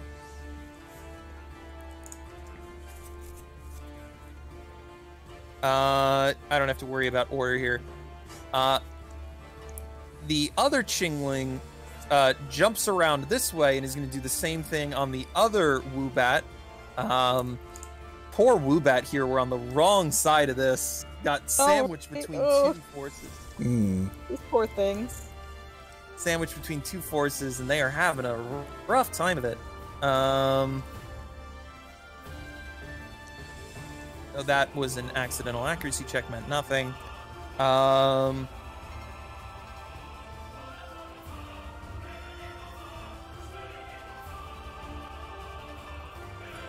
One runs over here and is going to attempt to use Confusion on the Houndour, and yeah, Good call. that goes about as well as you'd expect. Solid strategy. No one would see it coming. The Chingling are now aware that that's a thing.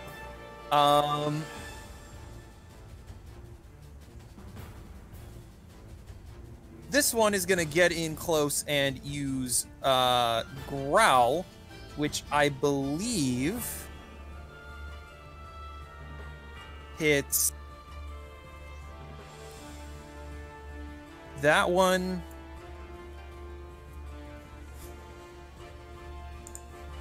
That one.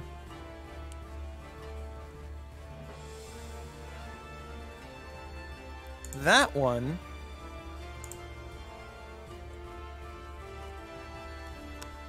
And that one. This Chingling loops around the top here and is going to use confusion on the Wombat closest to being beneath it. That is going to confuse. Oh boy. Ooh.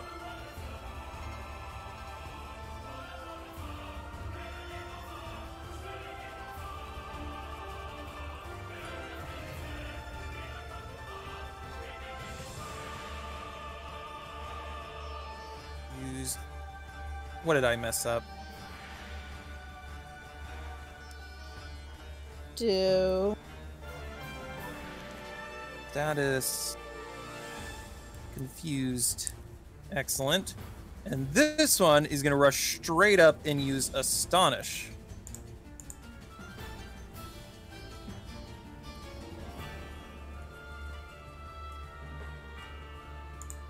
For a pretty solid chunk of damage. Last, but certainly not least, Lewis.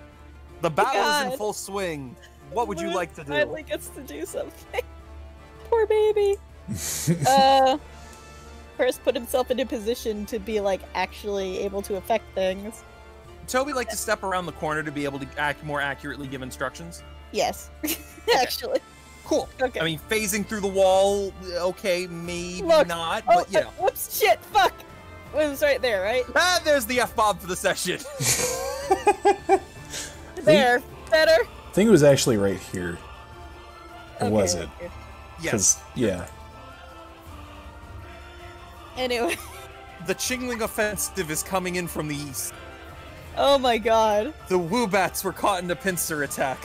Poor Wombat! Oh my god. Toby at this point kind of feels bad for the Woobats. So she's gonna. Oh shoot, we can't reach. Wait, nope, that can reach. Okay. She's gonna have Lewis use Fire Spin on Chingling 30. Ah, this is actually something I wanted to talk about. Yes. I've thought about it. I want to change trapping moves to 1d2 plus 1 turns. Okay. I want to see how that works before I potentially bring it down any further. But having the potential to trap an enemy for 5 turns, given how battles in this system are at most True. like 7 turns, is like, oh, well, this thing just does nothing now. Right, right. So, Okay. I might reduce it further if it still turns out to be broken. In this case, I don't think it should matter, so go ahead. Chop. Yeah. Yeah, which one were you targeting again? I apologize. 30. This one. 30, 100% hit. Please roll the damage. Yeah. Yeah.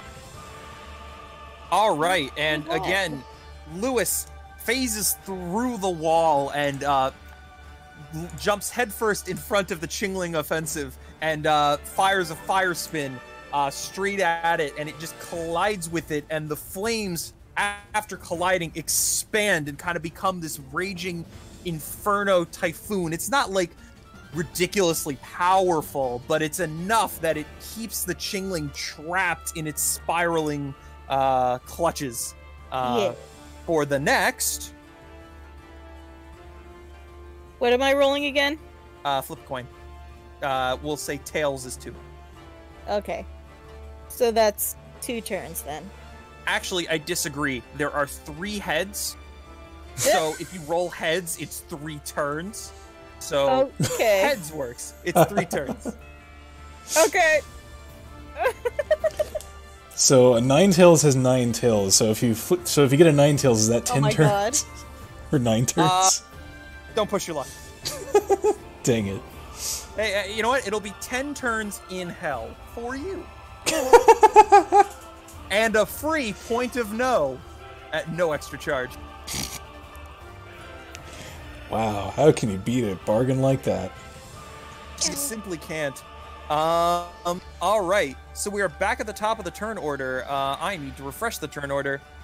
Wombat 27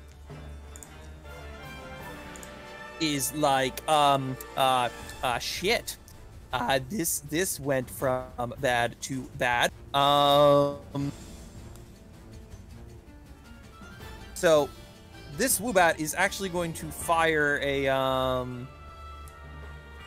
an air cutter at. That is an excellent question. It's going to choose Chili.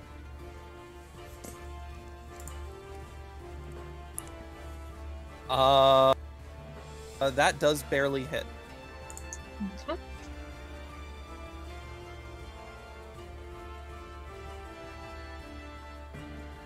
All right, and he's going to attempt to fly back and kind of group up with its companions. Like, shoot, this is going very poorly. The Houndour sees another target before it, and it is very much going to attempt to bite this one as well. Boy. Oh, Whoa. my bad. Please. I don't know how much HP Chili had. Please gain 65. 5 HP. Yeah. Okay. I'm so sorry I had you selected unintentionally. Fine. With that, Wombat 25 has a chance to counterattack. Will it do so? Yes, it is going to do so. In fact, given that it's in melee range, it is going to go for Assurance. That'll hit.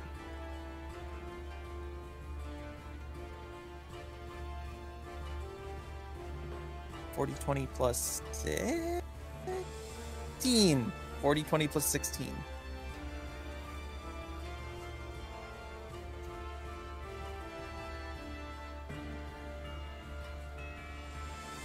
Oh. Wow, and a really high damage roll on that after getting bit chomped down on pretty good. But the Houndour is barely keeping it in.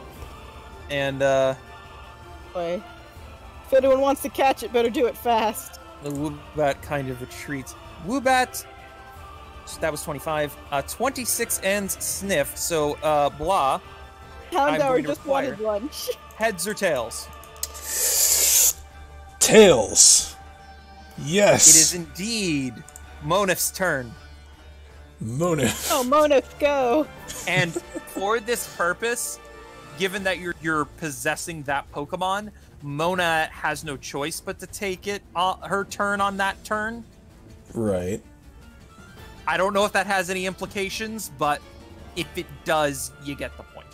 Yeah, it's basically, I could still do, like, trainer actions, but I can't do a move and a trainer action. Like, the move is the action. Right. Interesting question before you do anything. What exactly does this feel like from Sniff's perspective?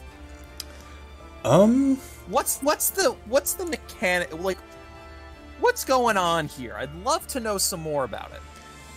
Well, doesn't it really specify in the handbook? I was giving you the ability to come up with it. Yeah, that's what I figured. So, I like to think he's still, like, kind of aware, but, like, in sort of a trance-like state. Like, he's still able to experience and feel everything, but he's not able to, like, it's kind of like a dream. So when Mona gets her butt kicked as a Pokemon, he feels pain. Yeah, to an extent. Okay. I'm sorry. As a serious idea, I really, really like that. May I propose my really, really dumb meme idea? What was that idea? They're kind of like, you know how when the Power Rangers morph together, they control different parts of the thing? Oh my god. God. I'm kind of imagining how freaking cool that would be if it was just like...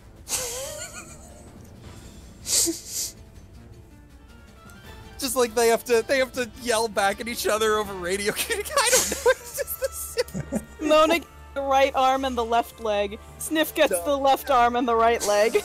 Oh god. Go Monif Rangers.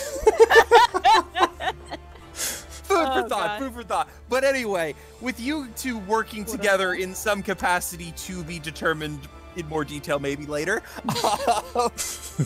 what does Monif do? Alright,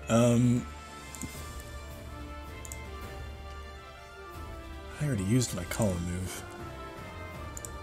Well, I have another column move, but it's battle frequency. Alright, well... Oh, actually, I have just enough movement. Spark on Wombat 25. God, the Wombat can catch no breaks. General Toby gave Monif, them a break. the freaking tank, charges in. Toby And, gave them a break. Because Toby's nice. Okay, yeah, Oh dear. it's not a matter of if it's unconscious, it's a matter of if it's dead. Oh boy. Just unconscious. Oh my lord. Wombat flies away after almost barely failing to knock out the Houndour straight into the charging electric ice cube, and that's it. Oh my god. Heck yeah. Brutal. It's turned into a bat light bulb filament for the briefest of moments as he gets just electrocuted and the room lights up with lights bouncing off all the various crystals, and then it falls unconscious. Technically, electrocution in a literal sense means death by electricity, but... Alright, if I have to kill Toby, we No! are going to kill her with... No! electrocution. No, I think this has been very educational for all of us. No! No! Do not kill the sweet child. But yeah, that is Monif's turn. Alright, well done, Monif. I've already lost too many of my sweet, sweet fictional children in Final Fantasy. What? Wombat 27 is So going many to... characters have died. No, 26. 26 is going to make a confusion check. Ah, yes. Does not succeed, takes... That seems about right. Alright. And that's all it can do. We are now talking about Claudio and Chili. Chili is tails, Claudio is heads. It is Chili. You're right, it is chilly. I need to get another blanket.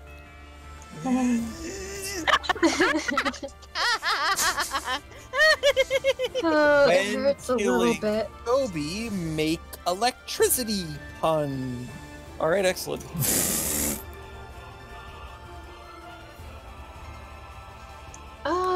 Let me see. Well, it makes me feel a little bit better that if you kill Toby, the fans are gonna riot. Nah.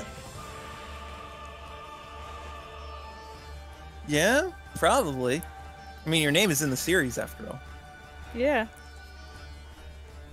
They would come find you and beat you up, and I'd help. So in other words, what you're telling me is if I kill Toby, you'll kick my ass IRL. Yes.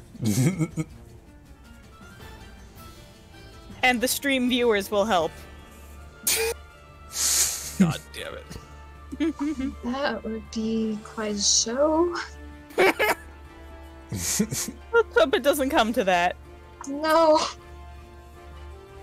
Anyway. Yeah. Let's see. Chili will go here.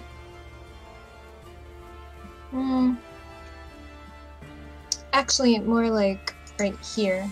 And she will be using a flame burst on, I think, chain lane 30. I think it just barely misses the Houndour. All right, excellent. Roll me a quick perception check. Okay. All right. Now roll me the other check that I request. All right. Yeah.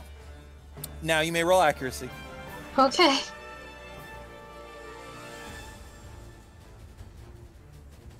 He'll hit.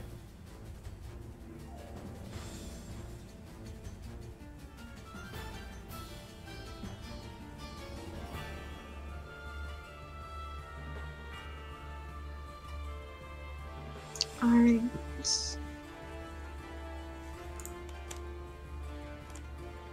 And Paprika... I think So- Paprika's gonna... Oh, sorry. Oh, I'm sorry. It hits a heck of a lot more than I had originally thought it did. Wow. Keep going, sorry. I think Paprika's gonna stay where she is, and this time she's going to throw a heal ball at the Houndour. Yeah, give me 1 second to finish applying HP shenaniganery. So glad I'm not the only one who uses the word shenaniganery. You're welcome. Okay.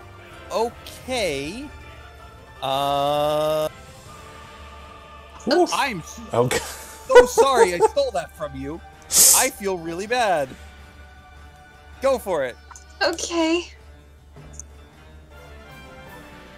Hey. Oh yeah. The Pokeball soars through the air, and the Houndour is now it's panting pretty heavily after taking that last hit taking that last hit, and it never even sees the heal ball coming. But as the heal ball collides with it and it goes inside, it begins to feel this warm feeling as some of its health is restored. And as the Pokeball lands to the ground, it rolls slightly into a now totally burnt plate of chili. Alright. And it was Curry. Curry. Sorry, that was in the blast radius. Oh, I see. Yeah. Well, just in time.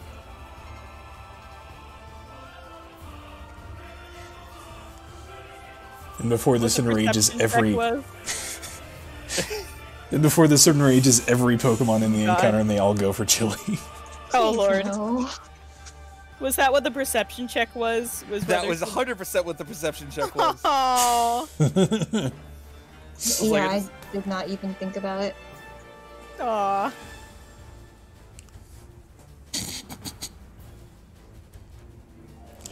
Oh yeah, absolutely, 100% fitting. Oof.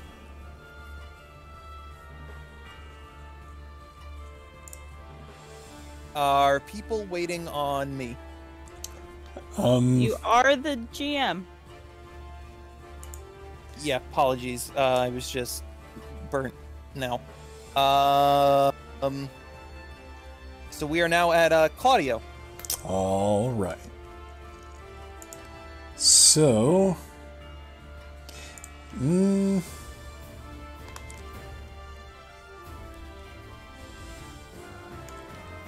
just trying to. Okay, that works, I think. All right, Claudio's gonna go here and then fire a mud shot going to the right. Okay. Although, actually, no. Here and then diagonal upright. So that it would... Okay, roll accuracy. Yeah.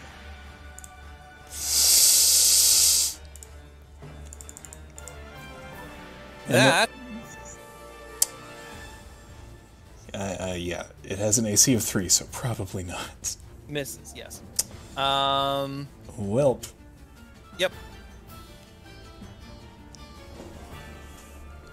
Alright, well, that was all of Claudio's movement, so... I will say, though, upon Chili firing the flame burst and burning the Chili, there is a stillness that takes over the Chingling camp. The Chingling offensive, if you will. Oh boy. As it stares at the now burnt food. The Wombat don't freaking care. The Wombat are so done with this, it's just not even funny. But the Chingling, you just took away their prize, and they're not happy.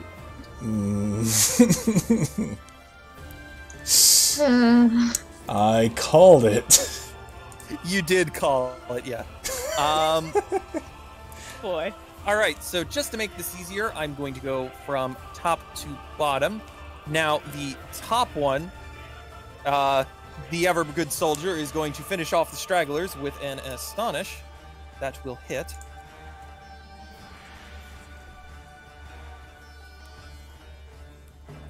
Knocking that out. The other Chingling here is also going to use Astonish. That is, it's every other turn, so no, it's not. It's going to use Wrap.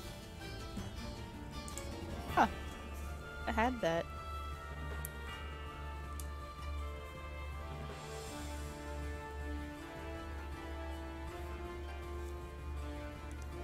And it's trapped for 2 turns there. Okay, the Chingling that Blah attempted to strike first, the one that is very weak, is going to go for an Astonish on Claudio. That flinches. Oh boy. Well,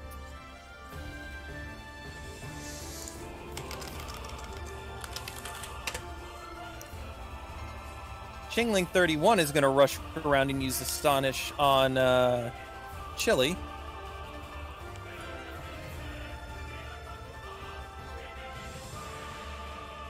Chingling 33 is going to use Confusion on Chili.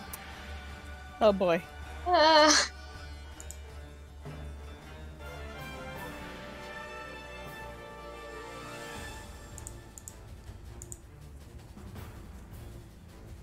As is this one.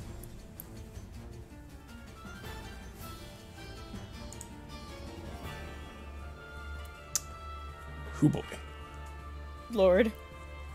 Is all of the Chingling actions this round. So last but certainly not least, in round 2, Lewis. The Wombat offensive is dead. Oh my god. The Chingling offensive has swept over the battlefield and is angry. Yikes.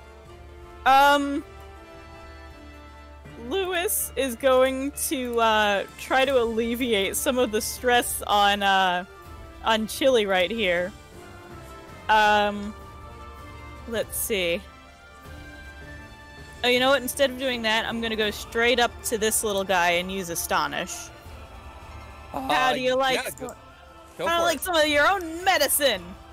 That'll hit. No flinch, but it doesn't have to. Hopefully. Correct.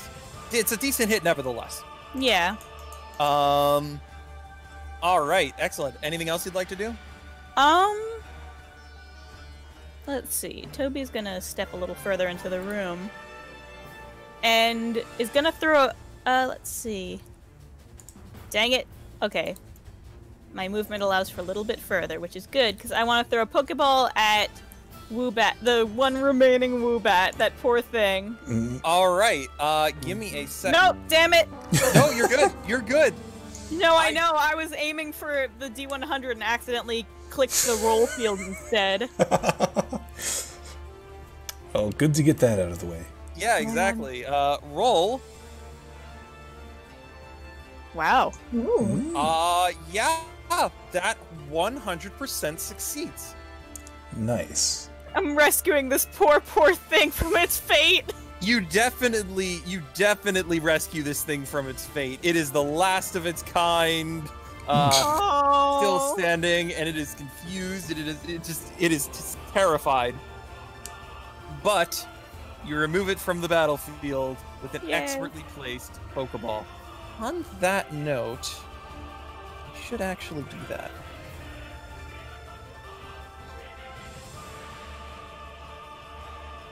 No.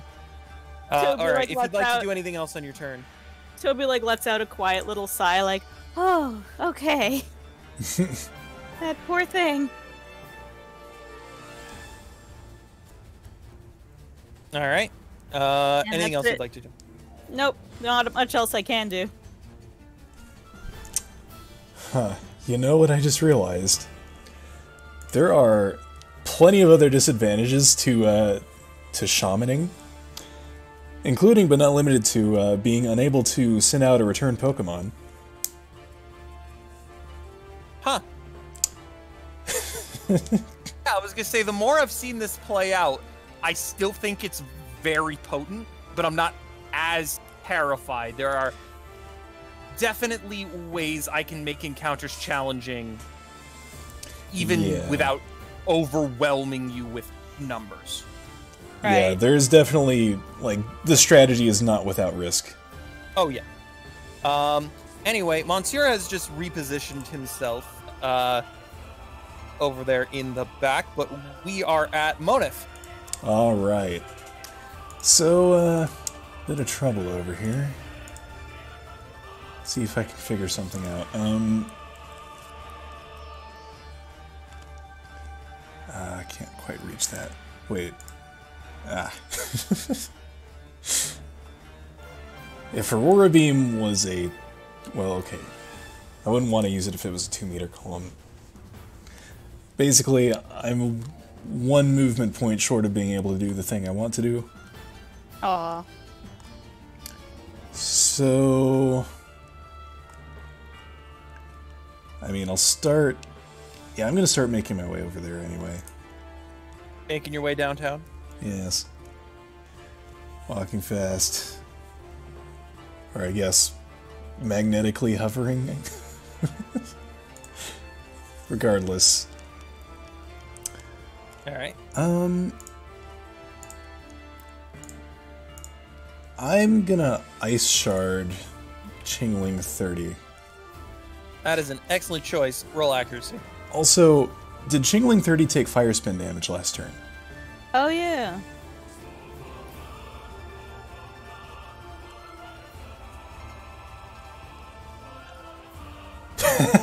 Yes, it did. So wait. Does that mean Claudio's hasn't been attacked? Oops. What are you talking about? I do not know what you are talking about. Okay, That's a weird question. that changes a Boss few said things. Vicui. Okay then, I am in... That does change the battlefield rather significantly. It does, yeah. I am instead going to fire an Aurora Beam at Chingling 28. Yeah, go for it. Yeah, that'll hit.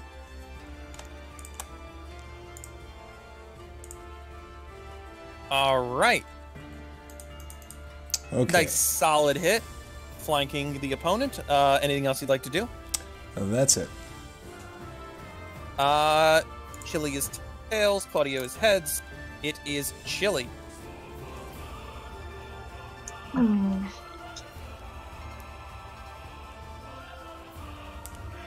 Yeah, especially since that particular Chingling, with his attack that it wasn't supposed to have, flinched Claudio, so, All right, Yeah. you know what? we're up 2 points on the action economy. I am a front. general in the Chingling offensive. We do not care for simple things like being fire spinned.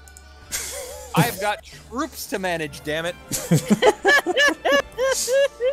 I love how the Chingling are now like a military crew. Oh my god. I'll never see them the same way again. For whom the bell tolls. For whom the Chingling tolls. You'd be lying. I'm pretty sure that's the name of a Pokemon episode. It has to be. It has to be. Yeah. It has to be. Like, 100%. I think Paprika is just going to return Chili. Please At this roll a point, D20. yeah. Ooh. Is that the D20 result? Yes. So, you go to return Chili, and Chili refuses and dodges out of the way. Oh. All right. Oh boy. So, you also begin to see this darkish aura surround Chili. Uh-oh. I need another d20 roll. Alright, I knew this was coming eventually. Hmm. Yep. Oh, boy. That doesn't look good. All right. So the way I'm going to do this is I'm going to describe to you roughly what needs to happen, and then it's up to you to fill in the blanks. Okay. It's like a Mad Lib. Yes. Chili. You're surrounded by enemies. But that one, standing by the wall there, is looking at you funny. Oh no. Okay. Chili, You no, need to the wipe rock. that thing off the face of the planet. It is your mission. What would you like to do? Well, let's see. If she needs to wipe it off the face of the planet, too bad she's already used Flame Burst. So I guess we'll go with Ember. All right, go for it.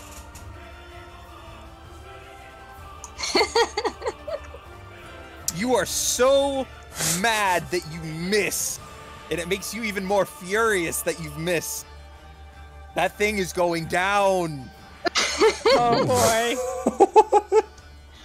Oh, So I've seen this before. She's furious, and because she's furious, her fur is getting fluffed up even more than it was. And, yeah. like, she's just like a little ball of... She's like a perfectly round ball of fur right now. Oh. And it's the tone in the meow. You just know. Oh, boy. You know, Uh-huh. I don't know how best to heard- describe it, but like I've heard a those cat- meows. Yeah, what a cat gets. Yeah, there you go. Excellent. Anything else you'd like to do on your turn? I don't I think should you take have up voice anything you acting. can do. Yes, I would like to panic, please. Panicking is a free action. Oh, very good. Oh my god. Oh, Claudio! Okay, how am I gonna salvage this situation?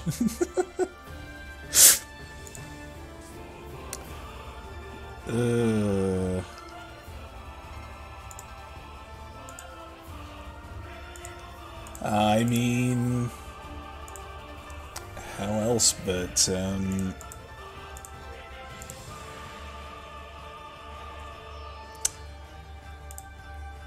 yeah, all the Chingling get actions, so I should probably ensure that one of them goes down, or at least try to. Economy. Ha! Horn attack on Go for it. 28. That'll hit. Roll damage. A And there's a bit of scrambling going on right now as Chili is acting strangely. The Chingling are swarming, and you are just doing your best to take everything down as quickly as possible. All right. Anything else on your turn? Nope, that's it. Okay. I am just going to act in whichever way I want to with the Chingling. Chingling is going to hover over here and use Confusion on Sniff. Bring it. yes, the quote finally happened.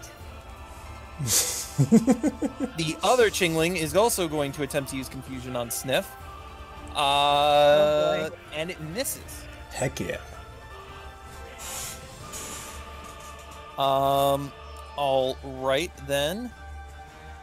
Chingling 31 is going to use No.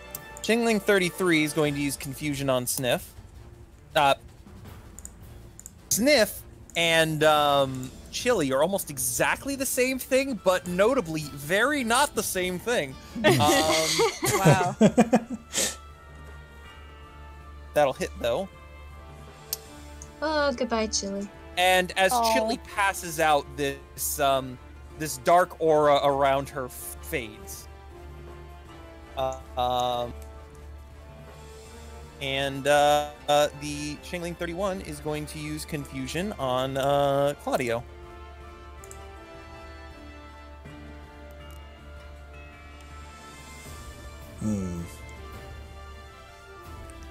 That is it for the Chingling offensive for this round. Lewis. Oh boy. Yeah. Watching all this carnage going on. Oh boy, what am I gonna do? Let's see. I think the easiest way to go about this is just to pick one and eat some damage at it. So I'm gonna go for the one that's closest to the group because that's making me nervous. That's 32. And use yeah. Ember. Hiya. All right. Yeah, you got it. Yay! That was not a lot of damage. God, it's just... I feel like... I know this is in the middle of a combat, but I feel like I have to take note of this. I am so used to how seamlessly the damage animations occurred. I've forgotten the time that was literally just like 3 or 4 sessions ago where we didn't have them. Yeah. It's just so naturally ingrained into my thought process, I don't even acknowledge them anymore, and it's just... That just looks so freaking awesome. It does. It does. Oh my god. You're welcome. It's great. It's great. Yes. You know what would make me even happier, Blah? If that feature I've been requesting for the last 3 months was implemented. It would have actually been used during this session. I am channeling all of my programming energy towards Hammerspace right now. I'm sorry. I know you are. I know you are. In the meantime, Toby is going to sprint across the battlefield like, don't attack me, don't attack me, don't attack me, and use light healing power on Claudio. Oh. Yeah, 100%. What are you rolling for that? 1d12 plus 6 plus twice my charisma mod. Go for it. Cute. Wow. 12, 13, 14, 15, 16. Of course, that's just... Okay. 18, and then... That's 26 HP. That's exactly a full heal. Oh my god. Yay! So, Toby charges forward and screams, "My name is in the title!" And just epically reaches out her hands and heals Claudio to full. Now she's in the middle of this combat, and she, like, beckons Lewis to stand next to her. She's like, alright, let's do this! Oh no. I would like to remind the viewers at home, when trainers decide to hit Pokemon that are not grounded, it often goes very well for them. Yeah. When trainers decide to hit Pokemon that are in the water, it often goes very poorly for them.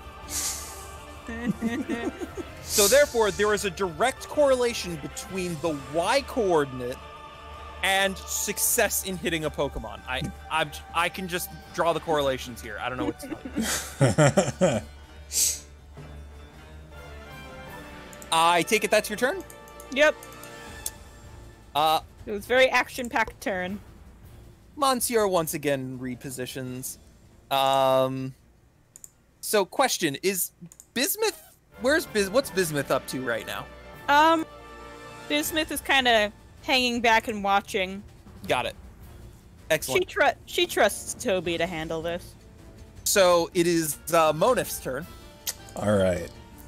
So, Monif, running into the midst of these Chinglings, trying to draw aggro a little bit, and kind of succeeded. And, after taking one attack to not a whole lot of damage, and just completely, like eating the other one. Nice. Monif is just, like, really energetic right now. Just, like, fists in the air, or, ice shard hands in the air. However that works. Waving them like she just don't care. Yeah, exactly. And whips around to face the Chingling that actually landed the hit, 32, and just unleashes an avalanche on it. Oh man!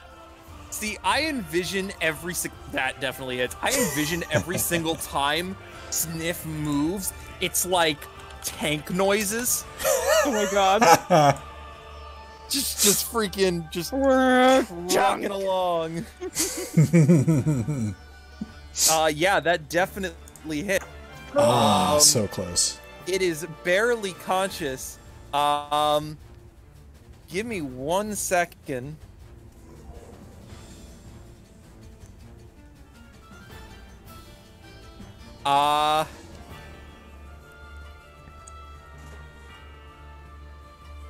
I'd like you to roll another d20. Okay. Okay. Give me a second.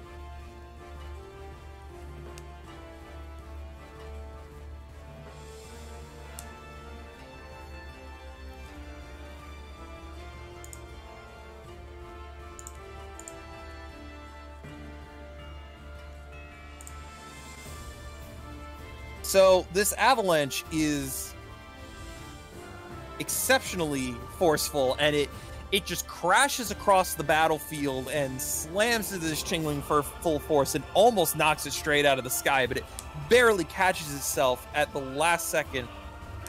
It also takes a certain Pokeball sitting on the ground.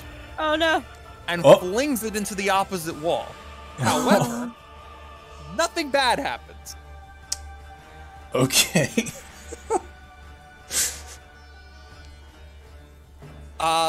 Mona, if you realize this has happened, what are your thoughts on that? Whoopsie.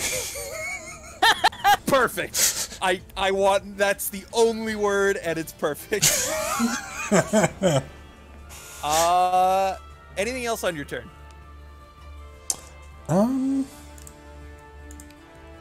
Yeah, I might position myself a little bit down here, just, you know. All right, you got it.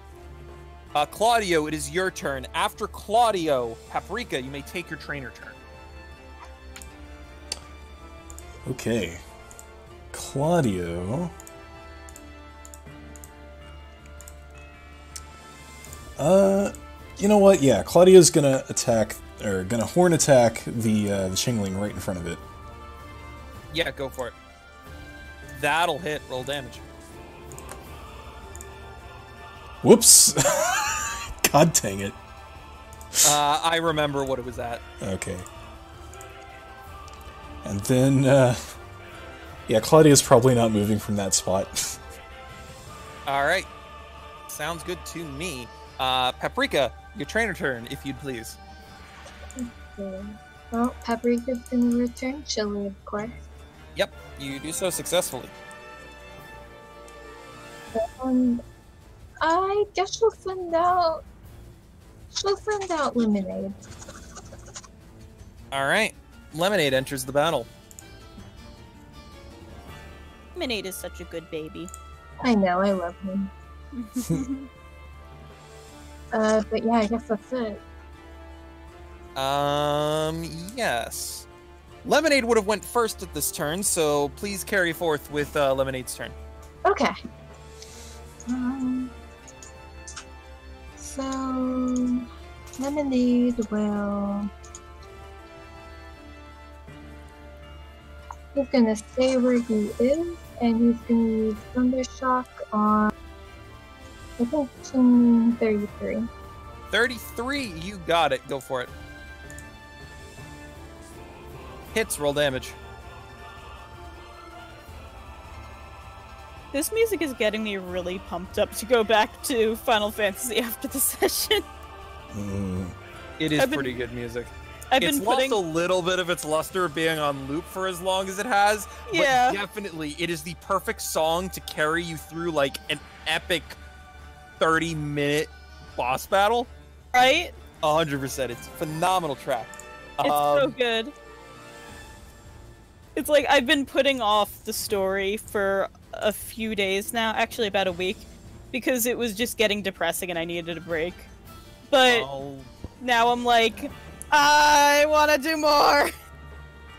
Chingling 3 is going to use Confusion. Chingling 3 is going to use Astonish on Lewis. Oh boy. 3. Can you guess how much HP it has? You have 3 guesses, and the first 2 don't count. Ah. Actually, you know what? This looks like a job for Ice Shard. Does look like a job for Ice Shard. Nice. Go for it. Ah, no! Oh god. I need no. another D20. Oh no, I need a D percentile. D percentile. Oh god, no. Wait. Ooh. 1 off from 89. Oh, yeah. So this is an The worst interesting number. interaction. So,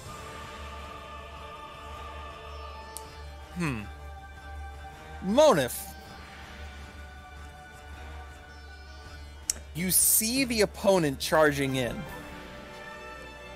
and you go to fire the Ice Shard. But at that exact moment, the Chingling directly below you goes in for an attack on you. As a result of that, your aim is not good, and you actually fire this attack at Toby. Oh. Please roll this attack against Toby. Oh god. Can I politely decline? Okay, I'll roll this attack against. Alright, no, let me do it. Oh. Now, Toby, you look and you see this beam of or this ice shard, and it's. I don't know if you've ever played baseball or softball or any some variety. And if you've ever been in the batter's box and you watch the ball, it's curving and it's curving, and it's like, wow, that looks like it's gonna hit, boom, and you get hit Like by that- it. Like that video of the bottle rocket launching. Oh, damn. Exactly. It's like one of those. Like, huh, that looks like it's coming really. Aw. However, as this realization dawns on you and it gets really close, it collides with this some sort of barrier that kind of stresses and breaks, kind of almost looking like a very thin mica, and then it hits another one and another one, and as a result, you take half as much damage as you were originally going to. Cool. Huh. Alright. I think that's that. Yes. Cool. So it still hurts, but it gives you that extra spare second to kind of like cover your head, and it slams into your forearm with much less force than it was going to originally. She blinks and then looks over at Monsieur, and then she flashes a thumbs up. Yeah. Monsieur has both of his hands outstretched as if he's been waiting this entire combat for something like this to happen, and is using this opportunity to do so.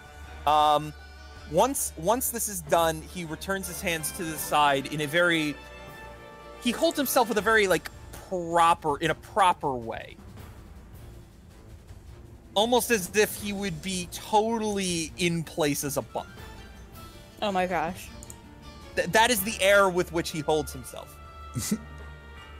Fantastic. So, Monif, how else would you like to make a meme of yourself today? Alright, so, Oh, I'm sorry. Never mind. It's not your turn. You interrupted the Chingling's astonish. I did, but so this is happening during my turn then, when it comes around. Yes, I'm sorry. Okay. Anyway, as I was mentioning, the Chingling below you is going to attack you with Astonish, which is part of the reason why this misses. Just enough to throw you off. Chingling 33 and 29 are also going to go for confusion on Sniff. Oh, did 32 actually hit Lewis? Yes.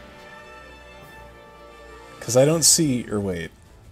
Oh, yeah. Okay, never mind. I see it. I mean, I can do it again if you want to make sure. You trying to get my Pokemon killed, blah? No! How dare. Oh, jeez. It has been a very, very poor round for Monif. But anyway, at the top of the turn order, we have Lemonade. Okay. Let's see. Wait, Well, what about Lewis? I'm so sorry. Oh. Yes. Wow. I- Rude. Make sure to skip Toby's turn as you kill her. Got it. No. Oh. I'm All right. kidding. I'm sorry. Like, again, I lead the freaking Chingling offensive. I ain't got no time for you goddamn Litwicks in this goddamn cave, alright? Right. Lewis is gonna go in to finish off the Chingling attacking him with an Astonish. Oh, for fuck's sake! What? I called it too. I said how presumptuous of you. You just missed.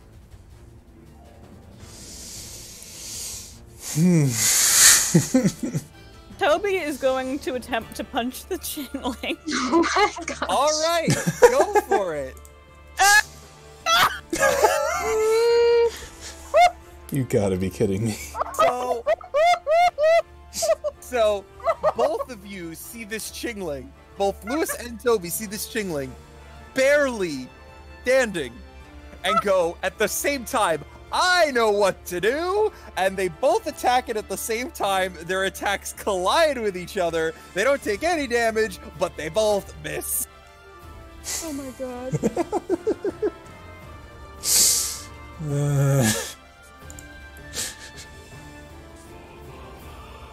Lemonade, it is finally your turn. Alrighty then. Let's see.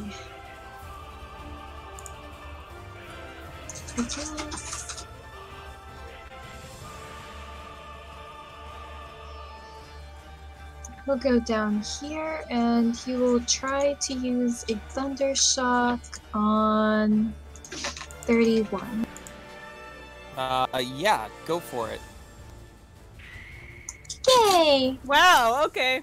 And then there's Diamond. And then there's Diamond. Yeah, that crit.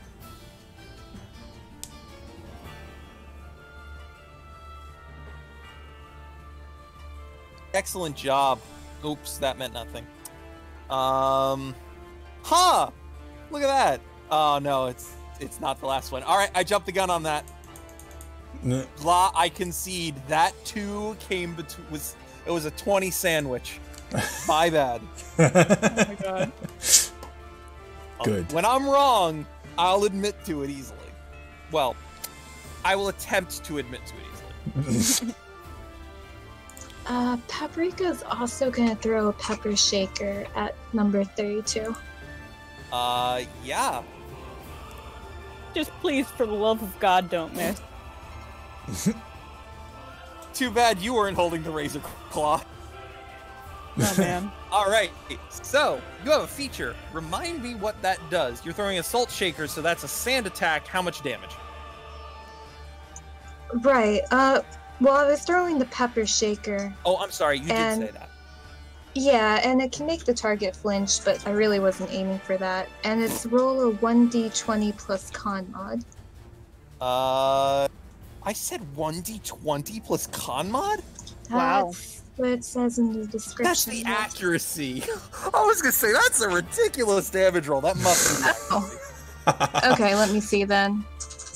I think it's... Okay, 1d10 plus 4. That Type makes more sense. Sorry. I was gonna say 1d20 plus con mod. Holy shit. Yeah. You are clear to roll at any time. Okay. Does the Chingling have a plus four. defensive 2 by any chance? So, you know what's funny?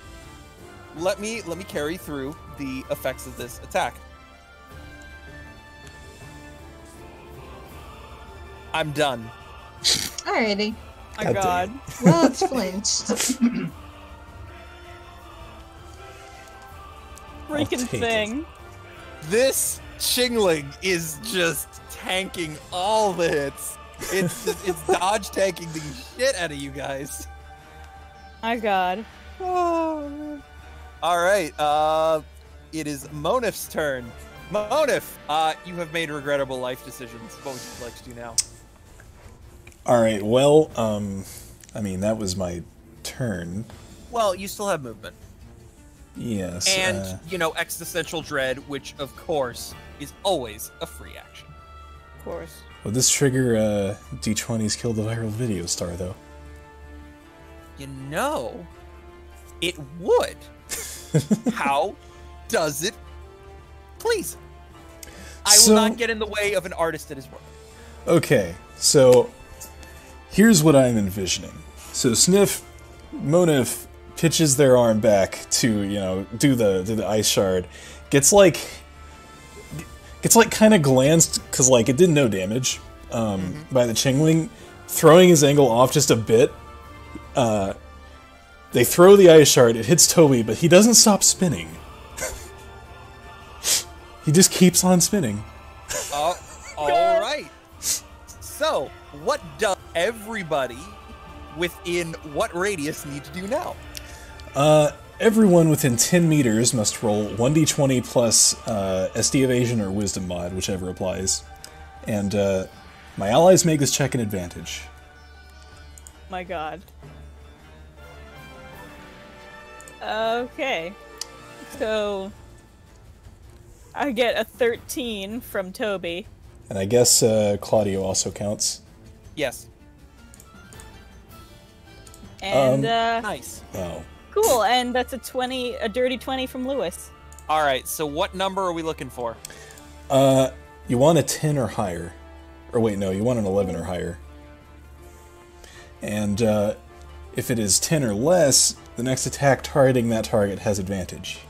Okay, the flinching Chingling, you have advantage on your next attack. Claudio, the Chingling have advantage on their next attack. Oof. Yeah, it's kind of a double-edged sword. It is. I was giving you a bonus to crit failing. I mean... It is more likely to hurt your enemies than your allies. In this case, we just had some very unfortunate rolls. Yeah. That's fitting for a mechanic based around around crit fails. Yes. So,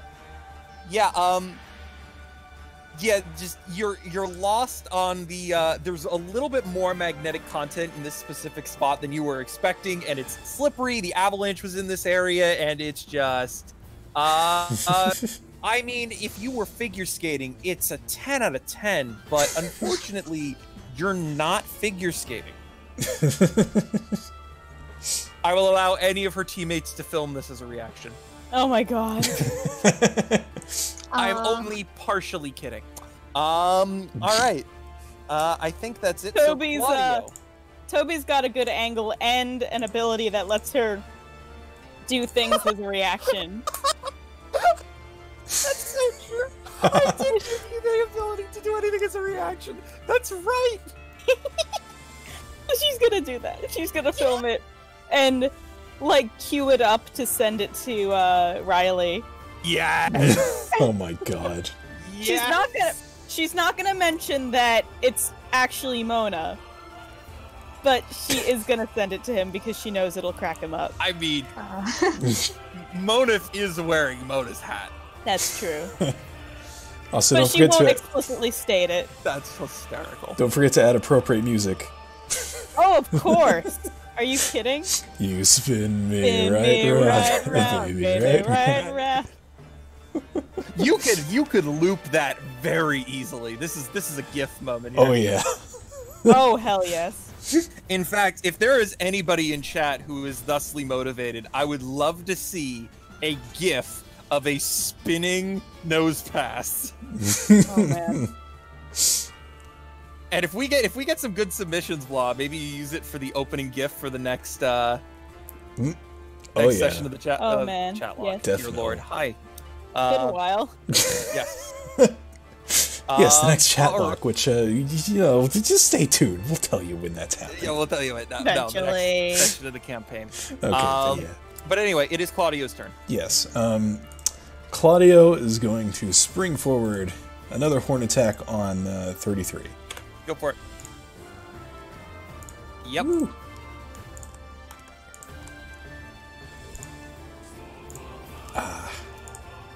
Unfortunate low damage roll there, but a nice solid hit nevertheless. Yeah. So Chingling 33 is going to counterattack with a confusion, firing at advantage. That hits.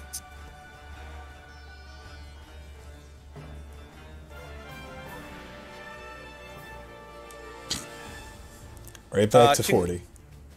Chingling 29 is going to add a disco light show to Monif's spinning Oh no. What? in the form of a confusion. Oh good.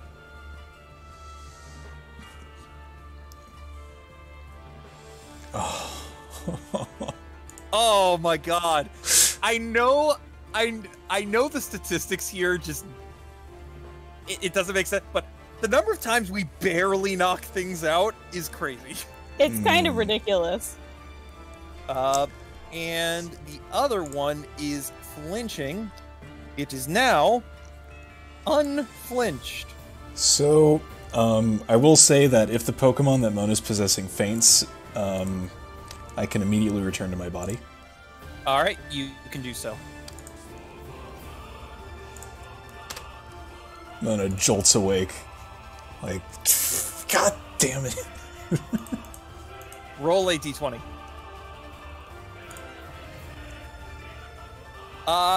So you don't like eat it as you all of a sudden your body goes from limp to completely aware, but you do stumble a bit and you just catch yourself on the wall as you say that. Oof.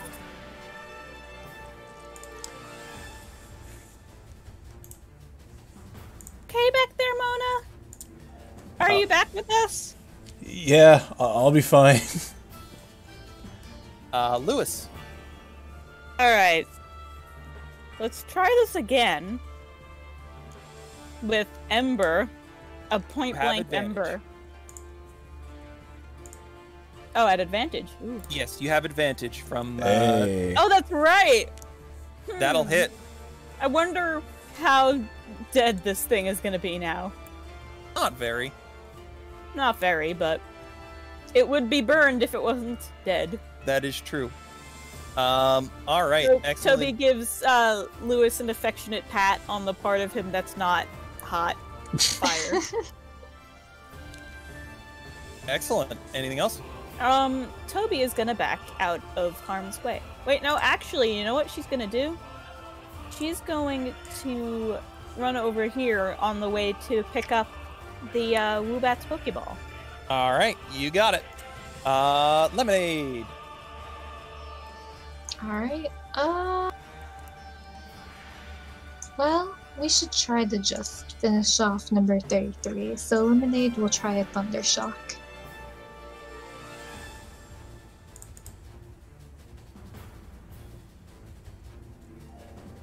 Yeah, that'll hit.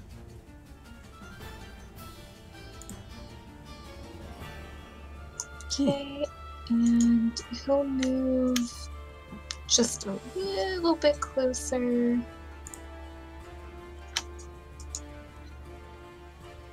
And yeah, I think Paprika is gonna head over to that Pokeball too.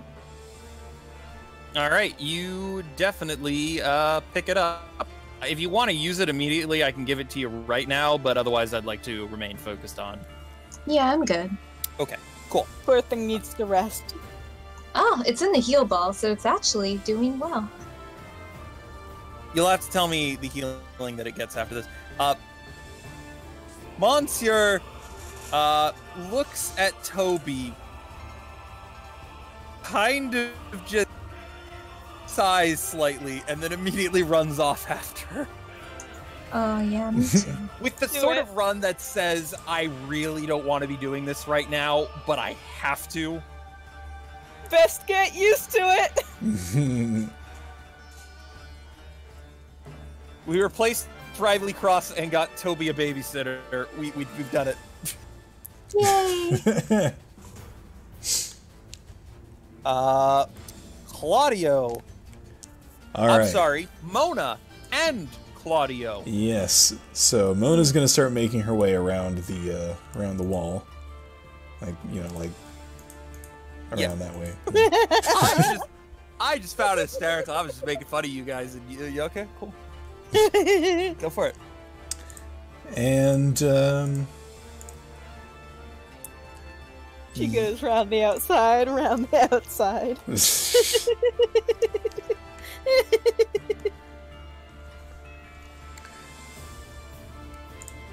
yeah. So probably just gonna keep bum rushing with Horn Attack. It's working out. Go for it. That'll hit.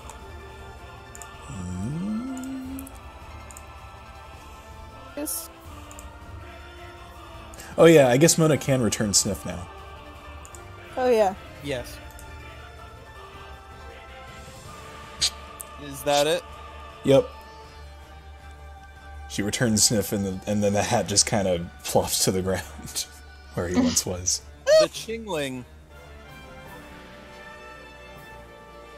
steals itself, and for the viewers at home, you can see its comrades all falling, and it is filled with determination. Oh my god! And it lets forth a battle cry, and is going to use Last Resort. Oh. I forgot they learned that. Now, Monsieur does lift the reflect that is on Toby and applies it to Claudio instead. Okay. Oh, it's +2 is not a number, genius.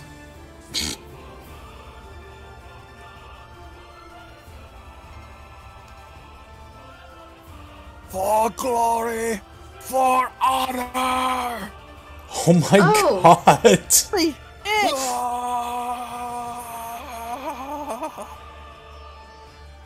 Kyle, if you're gonna voice a character doing a passionate scream, you can't hold back. It is 10:15 p.m. I have to. I would demonstrate, but I'm pretty sure my mom's asleep and might kill me. Oh, so in other words, you what's that to? Oh, isn't that interesting? Shut! Ah! And the Chingling is gonna stare you down, Toby. Please make a wisdom save against an intimidation.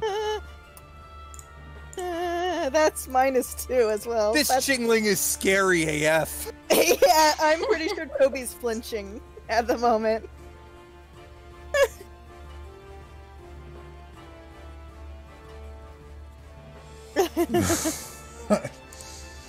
Lewis, it is your turn. Lewis flies to the defense of his dear trainer. Yeah. And is going to use let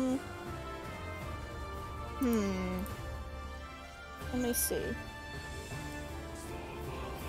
Yeah, gonna try and astonish on this Chingling. Yeah, go for it. Ah! Hits. Whew. Yeah! There we go. Dear Lord. And the Chingling offensive tragically meets its end.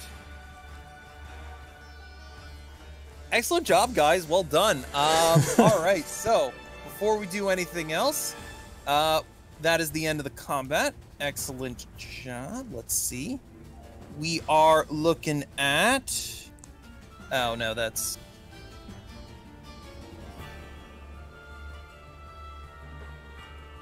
Alright. So you can use that for your breakouts, for the amount of experience. Again, if it was the only Pokemon that participated in the combat for your side, that's 100% of the experience. If you split across two, or two or more participated, that would be Dog. 1,500. Any Pokemon in your party that did not participate get 1,000. Any Pokemon in your box get 500.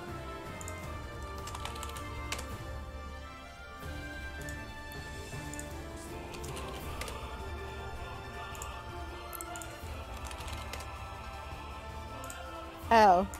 My baby is getting strong. Alright. Alright, so that's 100% for Lewis. What was the rest of the breakdown again? I always forget. Alright. It's Did 50% you use... for... It's 50% for all of the Pokemon that are in your party that didn't participate. 25% for those that are in your PC. Okay, so... Yeah.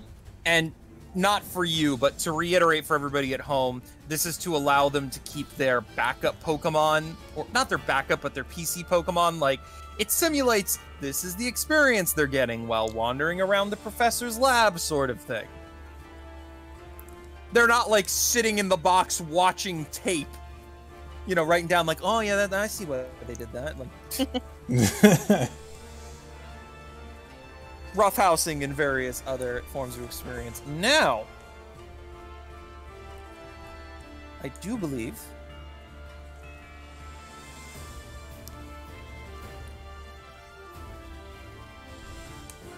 $26. That is your... Alright, hold on.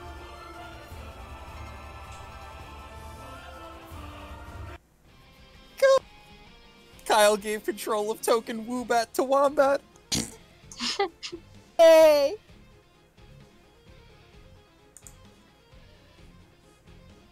And... how much health did it regain? So, when you capture a Pokemon with a heal ball, it regains maximum health. Very nice. Hmm.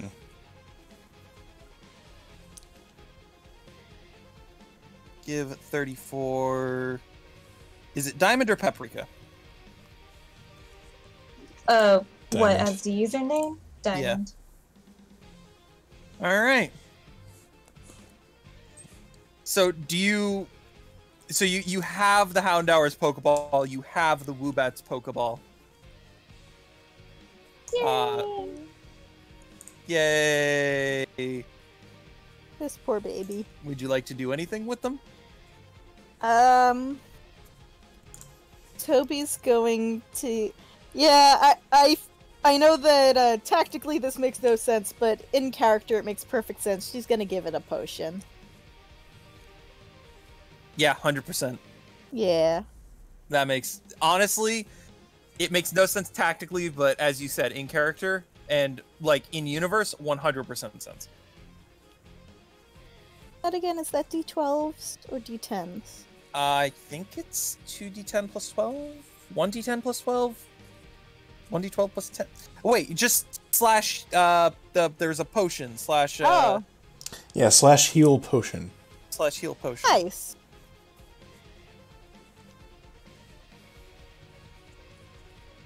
Alright, Just a so little pat on the head. you let it out, and the Woobat is very, very skittish, and has this kind of a slightly, like, haunted look at its eye. It's seen some shit. Oh One does not simply go into the trenches against the Chingling offensive and no! Oh my god. get out of it the same way. It just doesn't happen. Toby like, kneels down in front of it and pats its head and says, "Are you okay, little buddy?" And it definitely takes to you pretty quickly. Aww. And is like, yeah, so it grabs hold of your arm. Oh. It has these like little like not claws, but like Right. It has these little like appendages in the bottom of its fur that allow it to kind of grip the ceiling, and it uses that to kind of grip on your arm and is like putting its back to everything else and kind of like just huddling with you. Baby! Oh, Toby cuddles this poor sweet baby. Oh, Yes, so there you go. precious angel. This Wombat, at the very least for now, is rather skittish, spooked easily by things, yeah. I'm gonna name it Callie. Excellent. Cause that reminds me of my cat. Just like every single sound, she's like, full alert. Precious sweet baby angel. All right, Oh. Paprika, you now have a Houndour. Awesome. Well, yeah, I guess she would release him and get a look at him too. For her, actually. What do you say to the Houndour when you release it out of its Pokeball? Do you do anything? What do you do? So, I guess Paprika would crouch down and just say hi. Maybe try to pet it? The Houndour sniffs at your hand as you put it close and decides, yeah, you're fine. And allows you to pet it. And the one thing you notice about this Houndour, above all else, is the fire in its eyes. Oh. Aw, yeah. Paprika's gonna like that. This thing is ready to go anytime, any place, you name it, I'm there, and you're going down. That's this Houndour's whole deal. I love it. Oh, yeah. She's grinning. Aw. And the Houndour shares this look as it knows you understand. Hey. Alright. Alright. Excellent. So yeah, the battlefield is a mess of melted water, slush, there's scorch marks all over various parts of the ground. These things will go away with time. You haven't irreversibly damaged the landscape or anything. Yeah, I mean, there's a burnt plate of curry on the ground. Oh, that poor curry. Your usual fare. Toby turns to Paprika and goes, well, that was eventful. I mean, Paprika's really happy with her Houndour, but maybe possibly never again. Yeah, possibly. Yeah, Mona kind of shoots Paprika a look as she goes over to pick up her hat. Okay. So it didn't work out the way I thought it would. That was so funny. Oh man. But and Toby looks at Mona and says, so what exactly was that you did? Well, turns out I can actually take control of my Pokemon. Directly. That would explain a few things. Wow. That's pretty cool. Oh yeah, that was. She kind of smirks a bit. Yeah, that was great.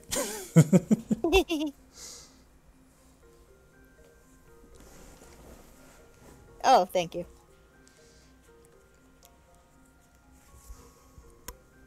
And Bismuth comes up and kind of crosses her arms and looks at Toby, judgingly, and Toby's like, yeah, I know, running out into the middle, but I just wanted to make sure this poor thing was okay, and Claudio was in danger, and I had to help him, and Bismuth is just eyebrow raised, and Toby's like, yeah, you're right, I know, I just want to help everyone, So she and Bismuth are having a little chat. Bismuth doesn't even have to say anything.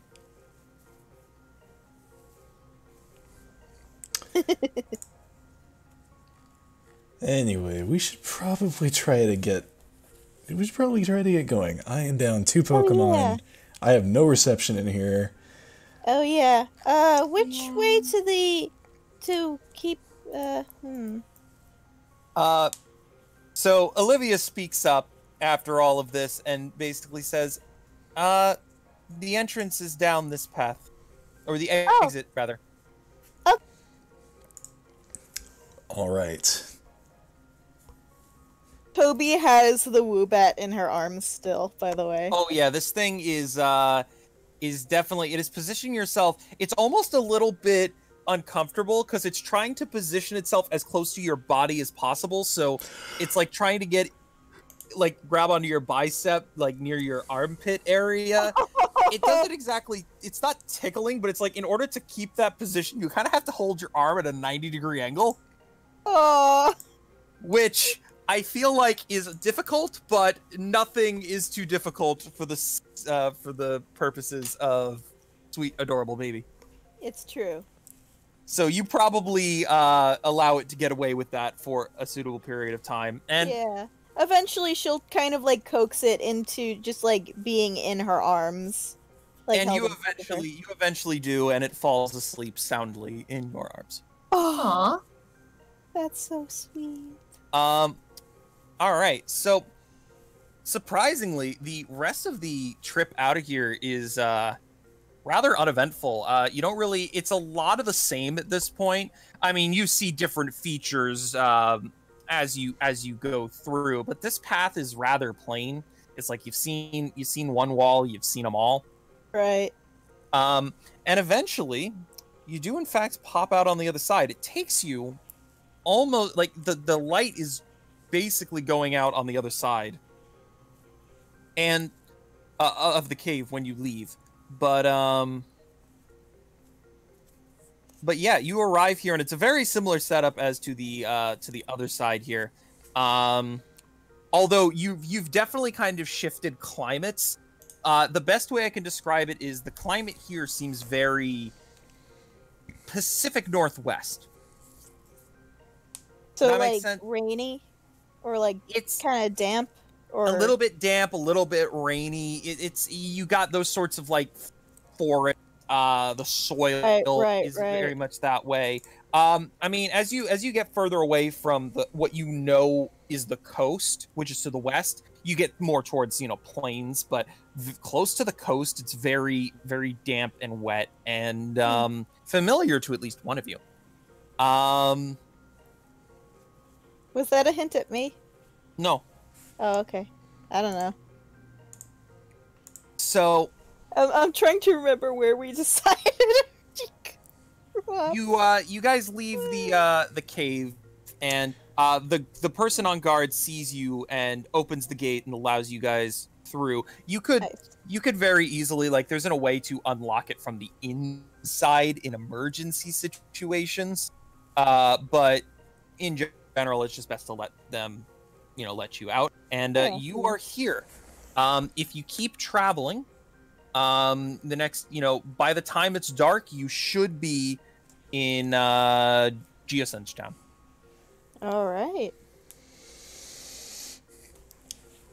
So as soon as Mona steps past the gate, she kind of looks around, takes a deep breath. All right, here we are. Yeah? Is something wrong?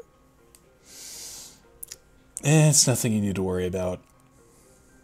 Okay.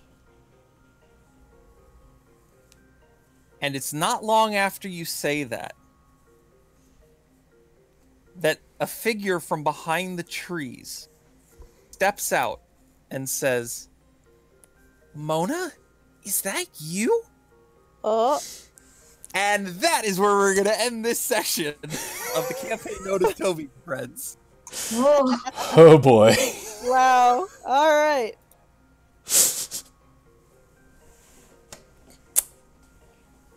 Yeah. This is happening. So, for those of you at home who have been long fans of the series, I'd like you to take a look at the current map. Yeah, I remember that. I remember then this take area. a look. Oh, nope. Oh. I mean, that map should be familiar, but that's not the map I wanted. I know that map. You do know that map. And then take a look at that map. Uh-huh. Yep. Welcome home, Mona. Yes. Yeah, so that's kind of why she was lost in thought going into the cave. Yep. I wanted to make sure you were aware of that before session start. I reached out to Blah and casually reminded him, like, on the other side of this cave is, Yeah. I don't know, your home. I'm glad you did, because otherwise... You would have forgotten because I designed your backstory? Yep. Yeah. All right, so yeah, that was session 14. One thing I want to comment on specifically, so that combat was centered around a new feature that Paprika has, which allows her to lure wild Pokemon to combat. In Holy this particular shit. instance, I'm sorry, I just looked at the special attack stat Yeah. on this Wombat. Oh! Whoa. randomly generated. Yeah, I know, crazy. Woo. The way the feature works, it allows her to summon one Pokemon, the level of which is determined by how well she rolls. You can guess which Pokemon she ended up summoning. It would be the Houndour. And I wanted to center an entire combat around it, so I added in the 2 additional parties. Every time you use that feature, you are not going to cause a turf war.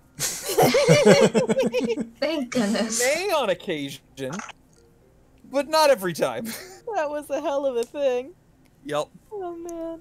The Chingling Offensive is now my new favorite inside joke. Oh my god, The that was breathtaking.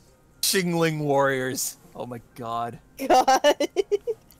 Also, Oh, those poor Wombat. on a side note, Venahat has to come back at some point. Yes! I mean, Venahat doesn't have to come back at some point. Blasphemy. But, Absolute blasphemy. um, Shun the unbeliever. Venahat is a thing. Another thing, just real quick. I was very nervous.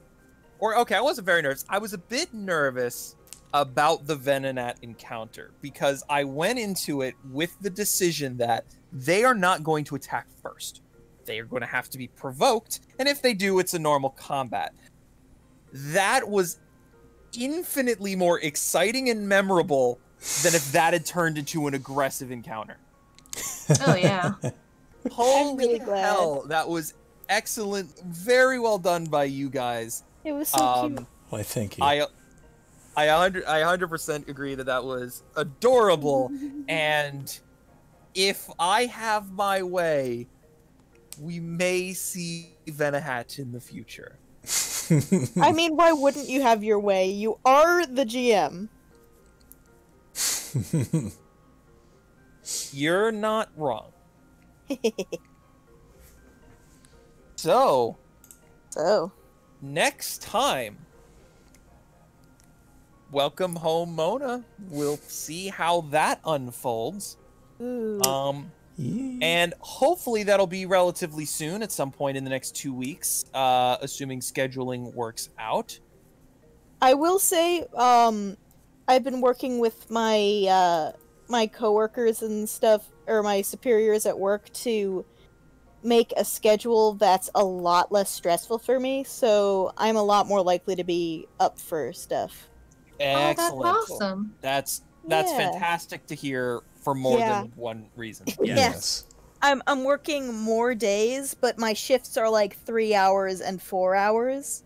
So, which means that I'm getting work done and I'm still getting plenty of hours, but it's shorter shifts.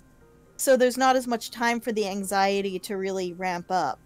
Excellent. So it's perfect. I'm happy to hear it. Very good. Yeah, everyone's So happy yeah, with we'll this arrangement. hopefully We'll hopefully keep you all posted on the Discord as to when a session is going to happen. I mean, who would dare spring this on you like 15 minutes before we went live? Could you imagine? That'd be like ridiculous. Yeah, wow. But anyway, on that rather uplifting note, this has been session 14 of the campaign known as Toby and Friends. I've been Kyle, your GM. I've been Blasé, Pigui. I've been Diamond. I'm Wombat. And we will see you all next time. Good night, everybody. Stay safe. Night. Good night. Love you guys. Good night.